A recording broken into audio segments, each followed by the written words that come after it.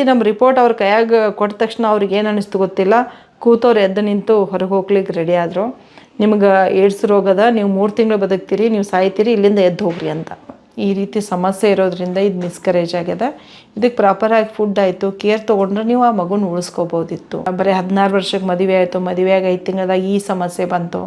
ಅದ್ರ ಜೊತೆಗೆ ಮಗು ಪ್ರೆಗ್ನೆಂಟ್ ಆದ ತಕ್ಷಣ ಮಗು ಹೋಯಿತು. ಸೊ ಇವೆಲ್ಲ ಒಂದು ಸೈಕಲ್ ಯಾವ ರೀತಿ ಇತ್ತಂದರೆ ಪೆಟ್ಟ ಮೇಲೆ ಪೆಟ್ಟು ಅಂತಾರಲ್ಲ, ಆ ರೀತಿ ಹೆಣ್ಮಕ್ಳಿಗೆ ಬಂದಾಗ ಸ್ವಲ್ಪ ಕಷ್ಟ ಆಗ್ತದ. 3 ವರ್ಷ 4 ವರ್ಷ ಹಿಂಗೆ ಕಳೆದ್ವಿ ಅಳ್ಕೋತ ಮನೆಯಲ್ಲೇ ಒಂದು ರೂಮ್ದಾಗ. ನಮಗೆ ಎಷ್ಟು ಆರೋಗ್ಯ ಸಮಸ್ಯೆ ಆದರೂ ಅಥವಾ ಆರ್ಥಿಕ ಸಮಸ್ಯೆ ಆದರೂ ಯಾರಿಗೂ ಹೇಳಿಲ್ಲ. ಮನೆಯವ್ರಿಗೂ ಏನೋ ಅನ್ನಿಸ್ತು, ಇವರೆಲ್ಲರೂ ಕೂಡ ನನ್ನ ಕೊಲ್ತಾರೇನೋ ಅಂತ. 3 ದಿನ ಲೇಬರ್ ಪೇನ್ ಬಂದರೂ ಕೂಡ ಏನೈತಿ, ಡಾಕ್ಟ್ರ್ ಇಲ್ದ, ನರ್ಸ್ ಇಲ್ದ ಸಿಚುವೇಶನ್ ಹೆಂಗೆ ಹೋತಂದ್ರೆ, ಯಾವ ಹೆಣ್ಮಕ್ಳು ಒಂದನೇದಾಗಿ ಮದುವೆ ಆಗಬಾರ್ದು, ಮದುವೆ ಆದರೆ ಪ್ರೆಗ್ನೆಂಟ್ ಆಗಬಾರ್ದು. ಅದ್ರ ಜೊತೆಗೆ HIV ಇದ್ದವ್ರಂತೂ ಈ ರೀತಿಯಾದಂಥ ವಿಚಾರಕ್ಕೆ ಹೋಗಬಾರ್ದು ಅಂತ ಅನಿಸ್ತು. ಎದೆ ಹಾಲಿದ್ರೂ ಕೂಡ ಕುಡಿಸ್ಲಿಕ್ಕೆ ಆಗಲಿಲ್ಲ, ಮೇಲಿನ ಹಾಲು ಹಾಕಬೇಕಂದ್ರೆ ದುಡ್ಡು ಇರೋಕ್ಕಿಲ್ಲ. ಈ ರಾತ್ರಿ ಎಲ್ಲ ಮೆಡಿಕಲ್ ಶಾಪ್ ಹುಡುಕಿ ಇದನ್ನು ಟ್ಯಾಬ್ಲೆಟ್ ತಂದು ಕೊಟ್ಟರು. ಆವಾಗ ಯಾರೂ ಡೆಲಿವರಿಗೆ ಡಾಕ್ಟ್ರು ಬರಲಿಲ್ಲ, ಡೆಲಿವರಿ ಆಗಲಿಲ್ಲ. 12 ತಾಸು ಮುಗೀತು. ಕೊನೆಗೆ ಟ್ರೀಟ್ಮೆಂಟ್ದ ಕೆಲಸ ನಿಲ್ತದ. ವೇಟ್ ಲಾಸ್ ಆಗುತ್ತೆ, ಸ್ಕಿನ್ ರ್ಯಾಷಸ್ ಜಾಸ್ತಿ ಬರ್ತದೆ. ನಮ್ಮ HIV ಇದ್ದವ್ರಿಗೆ ಸರ್ಪುಣ್ ಅಂತಾರಲ್ಲ, ಸುಮಾರು ನನಗೊಂದು 3-4 ಸಲ ಆಗಿರೋದು. ಅಪ್ಪ ಅಮ್ಮ ತೀರ್ಕೊಂಡಿರೋಂಥ HIV ಏಡ್ಸ್ ಇರೋಂಥ 17 ಹೆಣ್ಮಕ್ಳಿಗೆ ಉಚಿತವಾಗಿ ಆಹಾರ ಆಯಿತು, ಒಂದು ವಸತಿ, ಶಿಕ್ಷಣ ಮತ್ತು ಏನು ಚಿಕಿತ್ಸೆ ಬೇಕು ಅದೆಲ್ಲ ಕೊಟ್ಟು ಸಪೋರ್ಟ್ ಮಾಡ್ತಾ ಇರೋದು. 15 ಹೆಣ್ಮಕ್ಳಲ್ಲಿ 2 ಹೆಣ್ಮಕ್ಳ ಜೊತೆ ಮಿಸ್ಯೂಸ್ ಆಗ್ತಾಯಿತ್ತು. ಎಕ್ಸಾಂಪಲ್ ಫಿಸಿಕಲ್ ರಿಲೇಷನ್ ಆಯಿತು, ಅಥವಾ ಲವ್ ಅಫೇರ್ ಅಂತ ಹುಡುಗಿಯರನ್ನ ಮೋಸ ಮಾಡಿ ನೀವು ಗೆದ್ದಂಗೆ ಆಗ್ಯದ, ನಿಮ್ಮ ಜೀವನದಾಗಿ ನೀವೇನಾದರೂ ಸಾಧನೆ ಮಾಡ್ಬೋದಂತ. ಸೊ ಮೀನ್ಸ್ ನನ್ನ ಮಗುಗೆ HIV ಇಲ್ಲ ಅಂತ ಗೊತ್ತಾಯಿತು. ವೀಕ್ಷಕರೇ, ಕಳೆದ ವಿಡಿಯೋದಲ್ಲಿ ನಾವು ನಾಗರತ್ನ ಮೇಡಮ್ ಅವರ ಕೂಸು ಮಕ್ಕಳನ್ನ ನೋಡ್ಕೊಬಂದು ಇವಾಗ ಅವ್ರ ಕತೆಗಳೆಲ್ಲ ಕೇಳಿದ್ದು, ಇವಾಗ ನಾಗರತ್ನ ಮೇಡಮ್ ಕತೆ ಕೇಳಲೇಬೇಕು ಮೇಡಮ್, ನೀವು ಹೇಳಲೇಬೇಕು. ಯಾಕೆಂದರೆ ಅನೇಕ ಜನರಿಗೆ ನಿಮ್ಮ ಕತೆ ಸ್ಫೂರ್ತಿ. ಹೇಗಿತ್ತು ನಿಮ್ಮ ಬಾಲ್ಯ ಜೀವನ? ಎಲ್ಲಿಯೂ ಮೂಲತಃ ಬಂದ್ಬಿಟ್ಟು ಬೆಳಗಾವಿ, ಇಲ್ಲೇ ಸಮೀಪದ ಒಂದು ಹಳ್ಳಿ. ಸೊ ಹುಟ್ಟಿದ್ದು 10ನೇ ತನಕ ಅಲ್ಲಿದ್ದು ಬೆಳೆದು ಶಿಕ್ಷಣ ಎಲ್ಲ ಪಡೆದಿದ್ದು ಅದೇ ಊರು, ಬಸವನಕುರ್ಚಿ ಅಂತ. ಸೊ ಬಾಲ್ಯ ಬಂದುಬಿಟ್ಟು ಹುಟ್ಟಿದಾಗ ತುಂಬ ರಿಚ್ ಫ್ಯಾಮಿಲಿ. ಸ್ವಲ್ಪ ದಿನ ಕಳೆದ ನಂತರ ಏನೈತಿ, ಸಡನ್ನಾಗಿ ಆರ್ಥಿಕ ಒಂದು ಪರಿಸ್ಥಿತಿ ಗಂಭೀರ ಆಯಿತು. ಸೊ ಆ ಒಂದು ಕಾರಣದಿಂದ ಅನೇಕ ಫ್ಯಾಮಿಲಿಯಲ್ಲಿ ಸಮಸ್ಯೆ ಎದುರಿಸ್ಕೇಸ್ ಏನೈತಿ, ಕಷ್ಟಪಟ್ಟು ಒಂದು 10th ತನಕ ಶಿಕ್ಷಣ ಮುಗಿಸ್ಕೊಂಡೆ. ಆರ್ಥಿಕ ಪರಿಸ್ಥಿತಿ ಸರಿ ಇಲ್ಲದೆ ಇದ್ದಾಗ ಏನಾಗ್ಬಿಡ್ತದ, ಹೆತ್ತವರಿಗೆ ಸ್ವಲ್ಪ ಟೆನ್ಷನ್ ಜಾಸ್ತಿ. ಹೆಣ್ಮಕ್ಳು ಇದ್ದ ತಕ್ಷಣ ಏನೈತಿ, ಮದುವೆ ಮಾಡಿಕೊಟ್ಬಿಡೋಣ, ಸುಮ್ಮನೆ ಮುಂದೆ ಹೋಗಿ ಇನ್ನೂ ಕಷ್ಟ ಬರ್ಬೋದು, ಆವಾಗ ಮದುವೆ ಮಾಡಿಕೊಡ್ಲಿಕ್ಕೆ ಸಾಧ್ಯ ಆಗ್ತದ ಇಲ್ಲನೋ ಅಂತ ಒಂದು ವಿಚಾರದಾಗ ಏನದ 10ನೇಗೆ ಮದುವೆ ಮಾಡಿಕೊಟ್ರು. ಎಸ್, ಯಾಕಂದರೆ ನನಗೆ ಮುಂದೆ ಬಂದುಬಿಟ್ಟು ಒಂದು ಸೋಲ್ಜರ್ ಆಗಬೇಕು, ನಾನು ಏನಾದರೂ ಒಳ್ಳೆಯ ಕೆಲಸ ಮಾಡಬೇಕು ಸಮಾಜಕ್ಕೋಸ್ಕರ ಅನ್ನೋವಂಥ ಡ್ರೀಮ್ ಕಟ್ಕೊಂಡು, ಆ ಟೈಮ್ದಾಗೆಲ್ಲ ನೀವು ನಂಬೋದಿಲ್ಲ, ಒಂದು ಗಂಡ್ಮಕ್ಳ ಥರ ಗದ್ದೆ ಕೆಲಸ ಮಾಡೋದಾಯಿತು. ಹೆಚ್ಚಾಗಿ ನಾವು ಭೂಮಿ ತಾಯಿ ಜೊತೆ ಕೆಲಸ ಮಾಡಿರೋದು. ಯಾಕಂದ್ರೆ ಕಷ್ಟದ ಪರಿಸ್ಥಿತಿಯಲ್ಲಿದ್ದಾಗ ಸ್ವಲ್ಪ ಜಮೀನು ನಮ್ಮ ಮನೆಯಲ್ಲಿ ನಮಗೆ ಯೂಸ್ ಮಾಡ್ಲಿಕ್ಕೆ ಅಂತ ಕೊಟ್ಟಿದ್ರು. ಸೊ ಆ ಒಂದು ಸಂದರ್ಭದಾಗ ನಾನು, ನನ್ನ ತಾಯಿ, ನಮ್ಮ ಸಣ್ಣನ್ನ ಎಲ್ಲರೂ ಕೂಡ ಗದ್ದೆ ಕೆಲಸ ಮಾಡಿಕೊಂಡು ಸರ್ವೈವ್ ಆಗ್ತಾಯಿದ್ವಿ. ಅದೇ ಸಮಯದಾಗ ಏನು ಆರ್ಥಿಕ ಪರಿಸ್ಥಿತಿ ಹೆಚ್ಚು ಗಂಭೀರ ಆದಾಗ ನಮಗನಿಸ್ತು, ಮನ್ಯಾಗ ಏನು ಹೇಳಿದಾರೆ ಅದಕ್ಕೆ ಹೂ ಅನ್ಬೇಕು. ಅಂದರೆ ಆ ವಯಸ್ಸಿನಲ್ಲಿ ಏನೈತಿ, ಮದುವೆ ಆಗುವಂಥ ಏಜ್ ಅಲ್ಲ, ನಾನು ನಿರ್ಧಾರ ಮಾಡೋ ಕೆಪಾಸಿಟಿನೂ ಇರೋಕ್ಕಿಲ್ಲ. ಮನ್ಯಾಗ ಹಿಂಗೆ ಹೇಳಿದಾಗ ಏನೈತಿ, ಮದುವೆ ಆಗಬೇಕು ಹಿಂಗದ, ಸೊ ನಾವು ನೋಡಿದ್ದೀವಿ, ಚಲೋ ಅದ, ನೀವು ಮದುವೆ ಆಗ್ಬಿಡ ಅಂತ. ನನ್ನ ಮನೆಯಲ್ಲಿ ಬಂದುಬಿಟ್ಟು ಒಬ್ಬಳು ಅಕ್ಕ, 2 ಅಣ್ಣ, ನಾನು ಕೊನೆಯವಳು. ಅಪ್ಪ ಅಮ್ಮ ಇಷ್ಟು ಜನ ನಮ್ಮದು ಫ್ಯಾಮಿಲಿ ಇತ್ತು. ಸೊ 16 ವರ್ಷದಲ್ಲೇ ಮದುವೆ ಮಾಡಿಕೊಟ್ಟು, ನಿನ್ನ ಲೈಫ್ದಲ್ಲಿ ನೀನು ಇರು ಅಂತ ಕಳಿಸ್ಕೊಟ್ರು. ನಮ್ಮ ಯಜಮಾನ್ರು ಬಂದುಬಿಟ್ಟು ಇಲ್ಲಿ ರತ್ನ ಆಟೋಮೊಬೈಲ್ ಅಂತ ಒಂದು ಆಟೋಮೊಬೈಲ್ ಶೋರೂಮ್ ಇತ್ತು, ಅಲ್ಲಿ ಕೆಲಸ ಮಾಡ್ತಾಯಿದ್ರು. ಸೊ ಹುಡುಗ ಚೆನ್ನಾಗಿದ್ದಾನಂತ ನಮ್ಮ ರಿಲೇಟಿವ್ಸ್ ತಂದು ತೋರಿಸಿದ್ರು. ಅವ್ರ ಒಂದು ಹೇಳಿಕೆ ಪ್ರಕಾರನ ಮನೆಯಲ್ಲೆಲ್ಲರೂ ಜವಾಬ್ದಾರಿಯಿಂದ ಮುಂದಾಗಿ ಮದುವೆ ಮಾಡಿಕೊಟ್ರು. ಬಟ್ ಮದುವೆ ಮಾಡಿಕೊಟ್ಟ ನಂತರ ಗೊತ್ತಾಯಿತು, 6 ತಿಂಗಳಲ್ಲಿ ಒಂದು ಬ್ಲಡ್ ಡೊನೇಷನ್ ಮಾಡ್ಲಿಕ್ಕಂತ ಅವ್ರಿಗೆ ಹೋದಾಗ, ಅವರಲ್ಲಿ ಏನೋ ಒಂದು ರಕ್ತದಲ್ಲಿ ಸಮಸ್ಯೆ ಅದ ಅಂತ ಕೆಲಸ ನನ್ನೂ ಕೂಡ ಆ ಟೈಮ್ದಾಗ ಕರ್ಕೊಂಡು ಹೋಗಿ ಚೆಕಪ್ ಮಾಡಿಸಿದ್ರು. ನಾರ್ಮಲಾಗಿ ನಾನು ಹಾಸ್ಪಿಟಲ್ ಆಯಿತು, ಡಾಕ್ಟ್ರಕ್ಕಂದ್ರೆ ಸ್ವಲ್ಪ ನಾವು ದೂರ ಇರ್ತಿದ್ವಿ. ಯಾಕಂದ್ರೆ ಹೊಲದಲ್ಲಿ ಕೆಲಸ ಮಾಡಿರೋದ್ರಿಂದ ನಾ ಭಾಳ ಸ್ಟ್ರಾಂಗ್ ಇದ್ದೆ, ಹೆಲ್ದಿ ಆಗಿರೋದ್ರಿಂದ ನಂಗೆ ಅದು ಇಷ್ಟ ಆಗಲಿಲ್ಲ. ಮನೆಯವ್ರು ಹಾಸ್ಪಿಟಲ್ ಕರೆಯಾಕತ್ತಿದ್ದಾರೆ, ಹೋಗೋದು ನಡಿ ಟೆಸ್ಟ್ ಮಾಡೋಣ ಅಂದಾಗ. ಸೊ ಯಾವಾಗ ನನ್ನೂ ಕರ್ಕೊಂಡು ಹೋಗಿ ಟೆಸ್ಟ್ ಮಾಡಿದ್ರು, ದೆನ್ ಅವ್ರ ರಿಪೋರ್ಟ್ ನಮಗೆ ಹೇಳಿಲ್ಲ. ನೀವು ನಿಮ್ಮ ಫ್ಯಾಮಿಲಿ ಡಾಕ್ಟ್ರ್ ಹತ್ರ ಹೋಗಿ ತೋರಿಸ್ಕೊರಿ, ಅವರು ನಿಮಗೆ ರಿಪೋರ್ಟ್ದಾಗ ಏನೈತೆ ಅಂತ ಹೇಳ್ತಾರಂತಂದರು. ಸಡನ್ ಆಗಿ ಏನು ಹಾಸ್ಪಿಟ್ಲಿಗೆ ಹೋಗೋಕ್ಕೆ ಅನಿವಾರ್ಯತೆ ಬಂತ? ನಮ್ಮ ಯಜಮಾನ್ರು ಬ್ಲಡ್ ಡೊನೇಷನ್ ಮಾಡೋಕ್ಕೆ ಹೋದಾಗ ಅವರು ಬ್ಲಡ್ ರಿಸೀವ್ ಮಾಡಲಿಲ್ಲ. ಓಕೆ. ಸೊ ಆವಾಗ ಅವ್ರು ಹೇಳಿದರು ನಿಮ್ಮ ಮಿಸ್ಸಸ್ಸದನ್ನು ಚೆಕ್ ಮಾಡಬೇಕು, ಅದು ರಿಪೋರ್ಟು ನಿಮ್ಮ ರಿಪೋರ್ಟ್ ಕೊಡ್ತೀವಿ, ತೊಗೊಂಡು ನಿಮ್ಮ ಫ್ಯಾಮಿಲಿ ಡಾಕ್ಟ್ರಿಗೆ ತೋರಿಸ್ರಿ ಅಂತ ಅವ್ರು ಹೇಳಿ ಕಳಿಸಿದ್ರು. ಅವ್ರು ಹೇಳೋ ಪ್ರಕಾರನ ಹೋಗಿ ಚೆಕಪ್ ಮಾಡಿದ್ವಿ. ನನ್ನ ರಿಪೋರ್ಟ್ ಕೂಡ ಅವ್ರು ನಮಗೆ ಡಿಸ್ಕ್ಲೋಸ್ ಮಾಡಲಿಲ್ಲ. ಅಲ್ಲಿ ಫ್ಯಾಮಿಲಿ ಡಾಕ್ಟ್ರ್ ಹತ್ರ ಹೋದಾಗ ನಾರ್ಮಲಾಗಿ ಏನೇ ಹೆಲ್ತ್ ಇಶ್ಯೂ ಇದ್ದರೆ ನಮ್ಮ ಮನೆಯವರೆಲ್ಲ ಅವ್ರ ಫ್ಯಾಮಿಲಿಯೆಲ್ಲ ಅಲ್ಲೇ ತೋರಿಸ್ತಾಯಿದ್ರು. ಸೊ ನಾನು ಕೂಡ ಏನೈತಿ ಆ ರಿಪೋರ್ಟ್ ತೊಗೊಂಡು ಅಲ್ಲೇ ಕರ್ಕೊಂಡು ಹೋದರು. ರಿಪೋರ್ಟ್ ತಗೊಂಡು ಹೋದ ತಕ್ಷಣ ಆ ರಿಪೋರ್ಟ್ ನಾರ್ಮಲಾಗಿ ಏನೈತಿ ಆವಾಗ ಹೆಂಗೆ ನೋಡ್ತಿದ್ರು ಅಂದರೆ HIV ಬಗ್ಗೆ ಒಂದು ರೀತಿ ದೊಡ್ಡ ಸಮಸ್ಯೆ ನಮ್ಮ ಎದುರಿಗೆ ಬಂದು ಕೂತಂದ್ರೆ ನಾವು ಅಲ್ಲಿಂದ ನಿಲ್ಬಾರ್ದು, ಎದ್ದು ಹೋಗ್ಬೇಕಂತ. ಅದೇ ರೀತಿ ನಮ್ಮ ರಿಪೋರ್ಟ್ ಅವ್ರ ಕೈಯಾಗ ಕೊಟ್ಟ ತಕ್ಷಣ ಅವ್ರಿಗೆ ಏನು ಅನ್ನಿಸ್ತು ಗೊತ್ತಿಲ್ಲ, ಕೂತವ್ರು ಎದ್ದು ನಿಂತು ಹೊರಗೆ ಹೋಗ್ಲಿಕ್ಕೆ ರೆಡಿ ಆದರು. ನಿಮ್ಗೆ ಏಡ್ಸ್ ರೋಗದ, ನೀವು 3 ತಿಂಗಳು ಬದುಕ್ತೀರಿ, ನೀವು ಸಾಯ್ತೀರಿ, ಇಲ್ಲಿಂದ ಎದ್ದು ಹೋಗ್ರಿ ಅಂತ ಇಬ್ಬರಿಗೂ ಹಂಗೆ ಹೇಳಿದರು. ಸಡನ್ನಾಗಿ ನಮಗೇನೂ ತಿಳಿಲಿಲ್ಲ.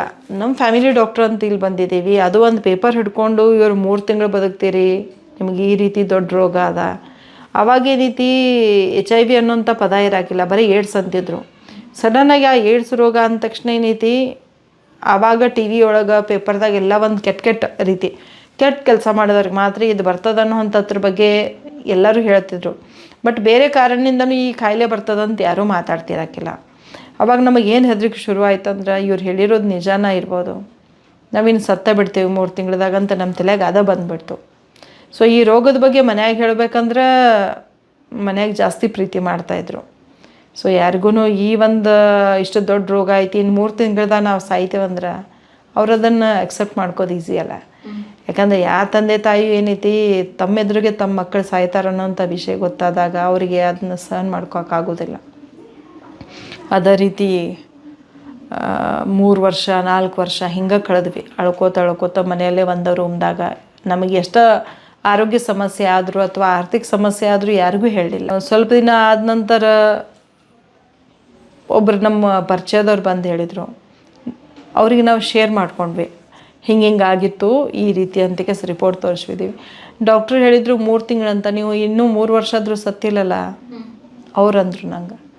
ಆವಾಗ ನಮ್ಗೆ ಅನಿಸ್ತು ನಿಜವಾಗಿನೂ ಒಂದು ಡಾಕ್ಟರ್ ಒಂದು ಹೇಳಿರೋ ಅಂಥ ಮಾತು ಅಥವಾ ಪೇಪರ್ನಲ್ಲಿ ಬಂದಿರೋಂಥ ಒಂದು ಯಾವುದು ಹೆಲ್ತ್ ರಿಪೋರ್ಟು ನಮ್ಮನ್ನು ಕೊಲ್ತದ ಅಥವಾ ಜೀವಂತ ಇಡ್ತದ ಅನ್ನೋಂಥದ್ದಲ್ಲ. ಸಾವು ಅಥವಾ ಬದುಕು ನಾವು ಹೆಂಗೆ ಬದುಕ್ತೀವಿ ಅಥವಾ ಅದನ್ನು ನಾವು ಹೆಂಗೆ ರಿಸೀವ್ ಮಾಡ್ತೀವಿ ಅನ್ನೋದ್ರ ಮೇಲೆ ನಿರ್ಧಾರ ಆಗಿರ್ತದೆ. ಸೊ ಯಾವಾಗ ಅವ್ರನ್ನ ನಮ್ಮ ಯಜಮಾನ್ರ ಸ್ನೇಹಿತರು ಬಂದು ಹೇಳಿದರು, ಈ ರಿಪೋರ್ಟ್ ಇದ್ದರೂ ಕೂಡ ನೀವು ಜೀವಂತದೇರಂದರೆ ಇನ್ನೂ ಬದುಕ್ಬೋದು, ನೀವು ಯಾಕೆ ತಲೆ ಕೆಡಿಸ್ಕೋತೀರಿ? 3 ವರ್ಷ ಅಳ್ತಾ ಕರಿತಾ ಸಮಸ್ಯೆ ಇಟ್ಕೊಂಡು ಯಾರಿಗೂ ಹೇಳ್ದೆ ನೀವು ತೊಂದರೆ ಅನುಭವಿಸಿದ ಸಾಕು, ಇನ್ನು ನಿಮ್ಮ ಲೈಫನ್ನು ನೀವು ಮೂವ್ ಆನ್ ಮಾಡ್ಕೋಬೇಕು. ಯಾಕಂದ್ರೆ 3 ತಿಂಗಳಿಂದ 3 ವರ್ಷ ಅಂದ್ರೆ ಭಾಳ ದೊಡ್ಡ ಪೀರಿಯಡ್ ನಮ್ಮ ಲೈಫ್ದಾಗ. ಯಾಕಂದ್ರೆ ಅದು ಎದುರಿಸಿರೋಂಥ ಸಿಚುವೇಶನ್ ಹೆಂಗಿತ್ತಂದ್ರೆ, ಈ ರೋಗದ ಬಗ್ಗೆ ಹೇಳಿದರೆ ಎಲ್ಲಿ ನಮ್ಮ ಮನೆಯವ್ರು ನಮ್ಮನ್ನ ಏನು ತಿಳ್ಕೊತಾರೋ, ಅದನ್ನ ಸ್ವೀಕಾರ ಮಾಡ್ತಾರೋ ಇಲ್ಲೋ.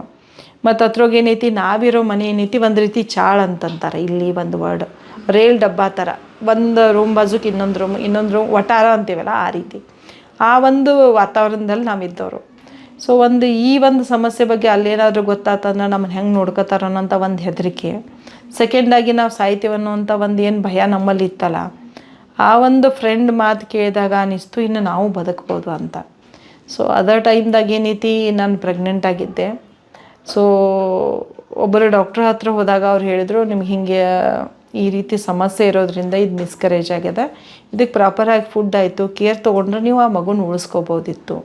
ಮತ್ತು ಈ HIV ಏಡ್ಸ್ ಇದ್ದರೂ ಕೂಡ ಮಗುನ ಉಳಿಸ್ಕೊಳ್ಳಿಕ್ಕೆ ಒಬ್ಬರು ಡಾಕ್ಟ್ರು ಕೆಲಸ ಮಾಡ್ತಾ ಇದ್ದಾರೆ, ನೀವು ಯಾಕೆ ಅವ್ರನ್ನ ಹೋಗಿ ಅಪ್ರೋಚ್ ಆಗಬಾರ್ದು ಅಂತಂದರು.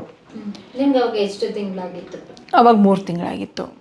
ಮಗು ಅಂತೂ ಮಿಸ್ಕರೇಜ್ ಆಯಿತು, ಮಗು ತೀರ್ಕೊಂತು. ಅದು ಆವಾಗ ಮತ್ತೊಂದು ಅಪಾರ್ಚುನಿಟಿ ನಮಗೇನು ಸಿಕ್ತಂದ್ರೆ, ಡಾಕ್ಟ್ರಲ್ಲಿ ಕೂಡ ಇನ್ನೊಬ್ರು ಡಾಕ್ಟ್ರ್ ಇಂಥವ್ರು ಸಿಗ್ತಾರಲ್ಲ ನಮ್ಗೆ ಮಾರ್ಗದರ್ಶನ ಕೊಡುವಂಥವ್ರು. ಯಾವುದೇ ಟ್ರೀಟ್ಮೆಂಟ್ ತಗೊಳ್ಳೋಕ್ಕಿಲ್ಲ, ಯಾರೂ ನಮ್ಗೆ ಸರಿಯಾದಂಥ ಮಾರ್ಗದರ್ಶನ ಕೊಡೋಕ್ಕಿಲ್ಲ. ಅವಾಗ ಒಂದು ರೀತಿ ಹೆಂಗಂದ್ರೆ ನಮ್ಮದು ಒಂದು ಜನ್ಮನ ಅಪ್ಪ ಅನ್ನೋಂಗೆ ಅನಿಸಿತ್ತು. ಯಾಕಂದರೆ ಈ ರೀತಿಯಾದಂಥ ಕೆಟ್ಟ ರೋಗ ನಮಗೆ ಬಂದದ, ನಾವು ಹೆಂಗೆ ಬದುಕೋದು ಸಮಾಜದಾಗ. ಯಾಕಂದರೆ ಸಮಾಜ ಅವಾಗ ನಮ್ಮನ್ನು ನೋಡುವಂಥ ದೃಷ್ಟಿಕೋನ ಹೆಂಗಿತ್ತಂದ್ರೆ, ಮುಟ್ಟೋದಿಲ್ಲ, ಜೊತೆ ಕೂತು ಊಟ ಮಾಡೋದಿಲ್ಲ, ಮನೆಗೆ ಯಾರೋ ಬರೋದಿಲ್ಲ. ಸೊ ಈಗ ಹೆಂಗೆ ಬಿ ಪಿ ಶುಗರ್ ಆದಾಗ ನಿಮ್ಮ ಜೊತೆಗೆ ಯಾರು ಕೂಡ್ಬೋದು, ಮಾತಾಡ್ಬೋದು, ನಿಮ್ಮ ಪ್ರಾಬ್ಲಮನ್ನು ಕೇಳ್ಬೋದು, ಅಥವಾ ನಿಮಗೆ ಒಂದು ಜೊತೆಯಾಗಿ ನಿಲ್ಬೋದು. ಅದೇ HIV AIDS ಇದ್ದವ್ರು ಯಾರು ಕೂಡ ಮುಂದೆ ಬಂದು ಮಾತಾಡೋದು ಯಾಕೆ ಮಾತಾಡೋದಿಲ್ಲ ಅಂದ್ರೆ ಇನ್ನೂ ಕೂಡ ನಮ್ಮಂಥ ಸಮಸ್ಯೆ ಇದ್ದವ್ರನ್ನ ಏನಂತಾರೆ ಸ್ವೀಕಾರ ಮಾಡೋ ಭಾವನೆ ಸಮಾಜದಲ್ಲಿಲ್ಲ. ನಾಗರತ್ನ ಇಷ್ಟು ಮುಂದೆ ಬಂದಿದ್ದಾಳೆ ಅಂದಾಗ ಏನೈತಿ ಎಲ್ಲರೂ ಜೊತೆಗೆ ನಿಲ್ತಾರೆ. ಅದೇ ಸಮಾಜದಾಗ ಹಳ್ಳಿಯಲ್ಲಿರುವಂಥ HIV AIDS ಆಗಿರೋ ಪೇಷಂಟ್ ಜೊತೆಗೆ ಯಾರೂ ಈ ರೀತಿ ಮುಂದೆ ಬಂದು ಸಪೋರ್ಟ್ ಮಾಡೋದಿಲ್ಲ. ಸೊ ಆ ಒಂದು ಕಾರಣಕ್ಕೆ ಏನೋ ನಮಗೆ ಕೀಳಿರಮೆ ನಮ್ಮ ಬಗ್ಗೆ ನಮಗಿತ್ತಲ್ಲ. ಯಾವಾಗ ನನ್ನ ಮಿಸ್ಕ್ಯಾರೇಜ್ ಆಯಿತು ಆವಾಗ ಆ ಡಾಕ್ಟರ್ ನಂಗೆ ಸಜೆಷನ್ ಕೊಟ್ಟರು.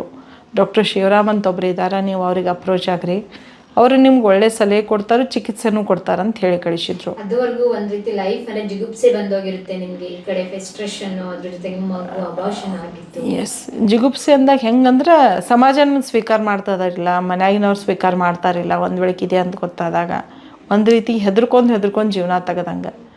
ಆ ಒಂದು ಲೈಫ್ ನಮ್ಮ ಲೈಫದು ಫಸ್ಟ್ ಟೈಮ್ ಅಂತ ಹೇಳ್ಬೋದು.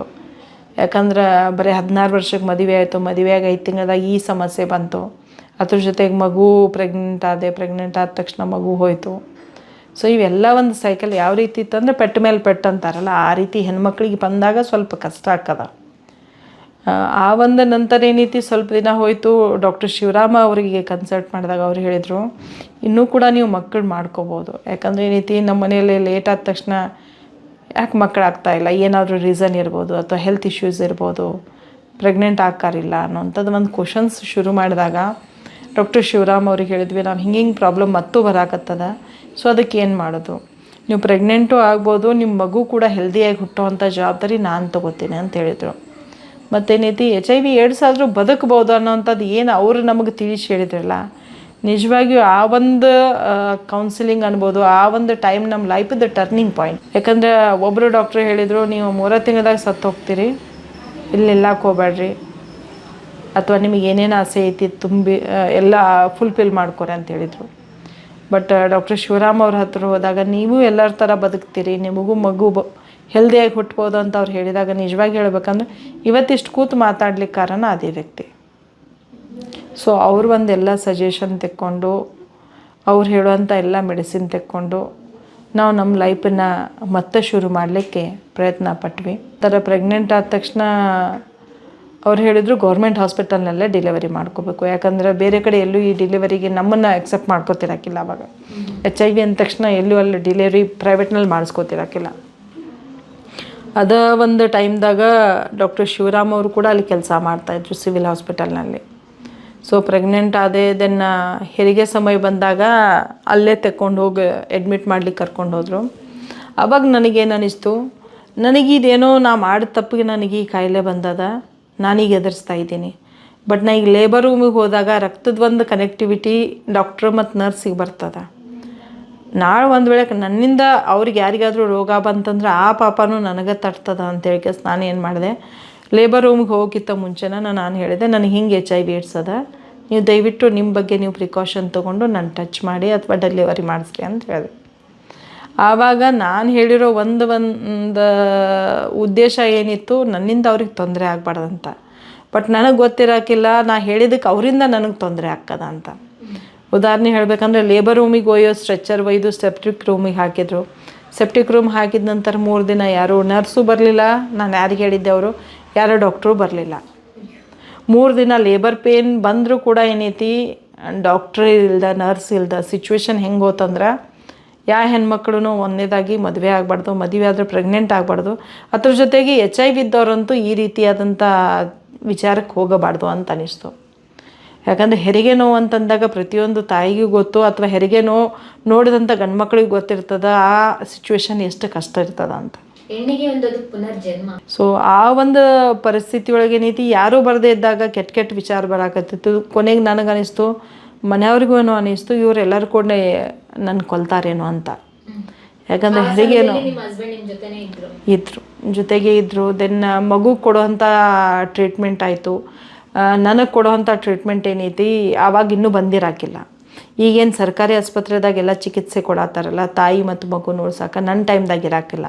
ನನಗೆ ಕೊಡಬೇಕಾಗಿರೋ ಟ್ರೀಟ್ಮೆಂಟ್ ಕೂಡ ಪ್ರೈವೇಟ್ನಲ್ಲೇ ತೆಕ್ಕೋಬೇಕಾಗಿತ್ತು. ದೆನ್ ಮಗು ಕೊಡೋ ಪ್ರೊಫಿಲಾಕ್ಸಿಸ್ ಕೂಡ ಹೊರಗಡೆಯಿಂದನೇ ತೊಗೋಬೇಕಾಗಿತ್ತು. ಸೊ ಆ ಒಂದು ಕಾರಣದಿಂದ ಏನೈತಿ ರಾತ್ರಿ ಎಲ್ಲ ಮೆಡಿಕಲ್ ಶಾಪ್ ಹುಡುಕಿ ದೆನ್ ಟ್ಯಾಬ್ಲೆಟ್ ತಂದು ಕೊಟ್ಟರು. ಆವಾಗ ಯಾರೂ ಡೆಲಿವರಿಗೆ ಡಾಕ್ಟ್ರು ಬರಲಿಲ್ಲ, ಡೆಲಿವರಿ ಆಗಲಿಲ್ಲ. 12 ತಾಸು ಮುಗೀತು. ಕೊನೆಗೆ ಆ ಟ್ರೀಟ್ಮೆಂಟ್ದ ಕೆಲಸ ನಿಲ್ತದ. ಮೀನ್ಸ್ ಒಂದು ಟ್ಯಾಬ್ಲೆಟ್ ನೆವೆರಪಿನ್ ಅನ್ನೋಂಥದ್ದು 12 ತಾಸು ಅಷ್ಟೇ ಕೆಲಸ ಮಾಡ್ತಾಯಿತ್ತು. ಅದರ ನಂತರ ಟ್ರೀಟ್ಮೆಂಟ್ ತೊಗೊಳ್ದೇ ಡೆಲಿವರಿ ಆಯ್ತಂದ್ರೆ ಮಗುಗೆ ಇನ್ಫೆಕ್ಷನ್ ಬರೋ ಚಾನ್ಸಸ್ ಇರ್ತದಂತ ಡಾಕ್ಟ್ರು ಹೇಳಿದರು. ಕೊನೆಗೆ 2ನೇ ದಿನಾನೂ ಸುತ್ತಾಡಿ ಬಂದು ಒಂದು ಟ್ಯಾಬ್ಲೆಟ್ ತಂದು ಕೊಟ್ಟರು. ಆವಾಗ ಕೂಡ ಡೆಲಿವರಿ ಯಾರೂ ಮಾಡಿಸ್ಕೊಳ್ಲಿಕ್ಕೆ ಬರಲಿಲ್ಲ. ಒಬ್ಬರೇ ಇದ್ದೆ, ಸೆಪ್ಟಿಕ್ ರೂಮ್ನಲ್ಲಿ ಒಬ್ಬರೇ ಇದ್ದೆ. ಸೊ ಅದಾದ ನಂತರ ಥರ್ಡ್ ಡೇ ಅನಿವಾರ್ಯ. ಅದೇ ಹೇಳಿದೆ, ಇವತ್ತು ಈ ಕೆಲಸ ಮಾಡ್ಲಿಕ್ಕೆ ದೇವರ ಸಹನ ಶಕ್ತಿ ಕೊಟ್ಟ ಅಂತ ಅನಿಸ್ತದ. ಆ ಡೇಸ್ ನೆನೆಸಿದ್ರೆ ಏನೈತಿ, ಯಾವ ಹೆಣ್ಮಕ್ಳು ಈ ಒಂದು ಸಿಚುವೇಶನಿಂದ ಆಗಬಾರ್ದು ಅಂತ. ಸೊ ಥರ್ಡ್ ಡೇ ಏನೈತಿ ನೈಟ್ ಟ್ರೀಟ್ಮೆಂಟ್ ಕೊಟ್ಟರೆ ಅದ್ರ ಜೊತೆಗೆ ಏನೈತಿ ಯಾರು ನಮ್ಮ ಕೌನ್ಸ್ಲಿಂಗ್ ಮಾಡಿದ್ರಲ್ಲ ನಾವು ಅವರಿಗೆ ಕನ್ಸಲ್ಟ್ ಮಾಡಿದರು ನಮ್ಮ ಯಜಮಾನ್ರು. ಹಿಂಗೆ ಆಗ್ಯದ, ಈ ರೀತಿ ಯಾರೂ ಡೆಲಿವರಿ ಮಾಡೋಕತ್ತಿಲ್ಲ, ನೀವರೇ ಬಂದು ಮಾಡ್ಕೋಬೋದೇನೋ ಅಂತಲೇ ಪ್ರತ್ಯಕ್ಷವಾಗಿ ಹೇಳಬೇಕಂದ್ರೆ ಸೆಕೆಂಡ್ ದೇವ್ರಿದ್ದಂಗೆ ಅವರೇ ವಾಪಸ್ ಲೇಬರ್ ರೂಮಿಗೆ ಬಂದು ನಾನು ಡೆಲಿವರಿ ಮಾಡಿ ಮಗುನ ಕೈಯಲ್ಲಿ ಕೊಟ್ಟರು 3ನೇ ದಿನಕ್ಕೆ. ಸೊ ಆವಾಗ ತುರಂತನ ಏನದ ಮಗುಗೂ ಕೂಡ ಪ್ರೊಫಿಲಾಕ್ಸಿಸ್ ಕೊಡ್ಬೇಕನ್ನೋಂಥ ಸಜೆಷನ್ ಕೊಟ್ಟಿದ್ರಲ್ಲ, ಅದು ಕೂಡ ಪ್ರೈವೇಟ್ನಿಂದ ಪ್ರೊಫಿಲಾಕ್ಸಿಸ್ ತಂದು ಮಗುಗೆ ಬಾಯಲ್ಲಿ ಹನಿ ಹಾಕಿಸಿದ್ರು. ಮತ್ತು ಹೇಳಿದರು, ನೀವು ಮೇಲ್ಗಡೆಯಿಂದ ಹಾಲು ಹಾಕಿದರೆ ಮಗುನ ಉಳಿಸ್ಕೋ ಚಾನ್ಸಸ್ ಇನ್ನೂ ಹೆಚ್ಚಾಕದ ಅಂತ. ಸೊ ಅವಾಗಿನ ನಮ್ಮ ಸಿಚುವೇಶನ್ ಹಂಗಿತ್ತಂದ್ರೆ ಆ ಟೈಮ್ದಾಗ ನಮ್ಮ ಯಜಮಾನ್ರು ಆಟೋ ನಡೆಸ್ತಾಯಿದ್ರು. ಆ ಒಂದು ಕಾರಣದಿಂದ ಏನೈತಿ ಆಟೋ ಡ್ರೈವರ್ ರತ್ನ ಆಟೋಮೊಬೈಲ್ದಿಂದ ಬಿಟ್ಟು ಆಟೋ ಡ್ರೈವರ್ ಆಗಿ ವರ್ಕ್ ಮಾಡ್ಲಿಕ್ಕೆ ಶುರು ಮಾಡಿದರು. ಡಾಕ್ಟ್ರು ಮಾತ್ರ ಹೇಳಿದರು ಮೇಲಿನ ಹಾಲು ಹಾಕಂತ. ಬಟ್ ಮೇಲಿನ ಹಾಲು ಹಾಕ್ಲಿಕ್ಕೆ ದುಡ್ಡು ಬೇಕಲ್ಲ. ಸೊ ಆ ಸಿಚುವೇಶನ್ದಾಗ ಎದೆ ಹಾಲಿದ್ರೂ ಕೂಡ ಕುಡಿಸ್ಲಿಕ್ಕಾಗಲಿಲ್ಲ. ಮೇಲಿನ ಹಾಲು ಹಾಕಬೇಕಂದ್ರೆ ದುಡ್ಡು ಇರೋಕ್ಕಿಲ್ಲ. ಕೆಲವೊಂದು ಸಲ ಯಾವಾಗ ಮಗು ಅಳ್ತಾ ಇತ್ತಲ್ಲ ಆವಾಗ ಅನ್ನಿಸ್ತಾ ಇತ್ತು ಯಾವುದೂ ಬಡವರ ಮನೆಯಲ್ಲಿ ಈ ರೀತಿ ಸಮಸ್ಯೆ ಬಂದಾಗ ಅದನ್ನು ಎದುರಿಸುವಂಥ ಶಕ್ತಿ ಒಂದನೇದಾಗಿರೋದಿಲ್ಲ. ಎರಡನೇದಾಗಿ ಆರ್ಥಿಕ ಪರಿಸ್ಥಿತಿ ಸರಿ ಇಲ್ಲದೆ ಇದ್ದಾಗ ಮಗುನ ಬೆಳೆಸ್ಬೇಕಾದ್ರೆ ಭಾಳ ಕಷ್ಟ ಆಗಿಬಿಡ್ತದೆ. ಸೊ ಅದೇ ರೀತಿ ಅಲ್ಲಿ ಇಲ್ಲಿ ಅಥವಾ ನಮ್ಮ ಪರಿಚಯದವ್ರ ಕಡೆಯಿಂದ ದುಡ್ಡು ತೊಗೊಂಡು ಮೇಲಿನ ಹಾಲು ಹಾಕಿ 6 ತಿಂಗಳು ಹೆಂಗೋ ನಾನು ಅವ್ನು ಮ್ಯಾನೇಜ್ ಮಾಡಿದೆ. ಮೇಲಿನ ಹಾಲು ಹಾಕ್ತಾ ನಾರ್ಮಲಾಗಿ ಏನು ಪ್ರಿಕಾಷನರಿ ಮೆಜರ್ ತೊಗೋಬೇಕಂದ್ರೆ ಹೈಜೀನ್ ಭಾಳ ಮೇಂಟೈನ್ ಮಾಡಬೇಕು. ಮತ್ತು ಕೆಲವೊಂದು ಸಲ ಮೇಲಿನ ಹಾಲು ಹಾಕ್ತಾ ಮಗುಗೆ ಡೈಜೆಷನ್ ಆಗೋದಿಲ್ಲ. ಯಾವಾಗ ಅವನಿಗೆ ಉಲ್ಟಿ ಸಂಡಾಸ್ ಆಗ್ತಾಯಿತ್ತಲ್ಲ ಯಾವಾಗ ನೆಗೆಟಿವ್ ಥಾಟ್ಸ್ ಶುರು ಆಗ್ತಿತ್ತು, ನನಗಿರೋ ರೋಗ ಅವ್ನಿಗೆ ಬಂದಿರ್ಬೋದು, ಅದಕ್ಕಾಗಿ ಇದೆಲ್ಲ ಆಗತ್ತದ ಅಂತ. ಬಟ್ ಡಾಕ್ಟ್ರ್ ಕನ್ಸಲ್ಟ್ ಮಾಡಿದಾಗ ಹೇಳಿದ್ರು ಈ ರೀತಿ ಆಗೋದು ಕಾಮನ್ ಇರ್ತದೆ, ಹೆದರೋದು ಅವಶ್ಯಕತೆ ಇಲ್ಲ. 6 ತಿಂಗಳಾದ ನಂತರ ಬಿಡಿಸ್ಲಿಕ್ಕೆ ಹೇಳಿದ್ರು ಹಾಲು.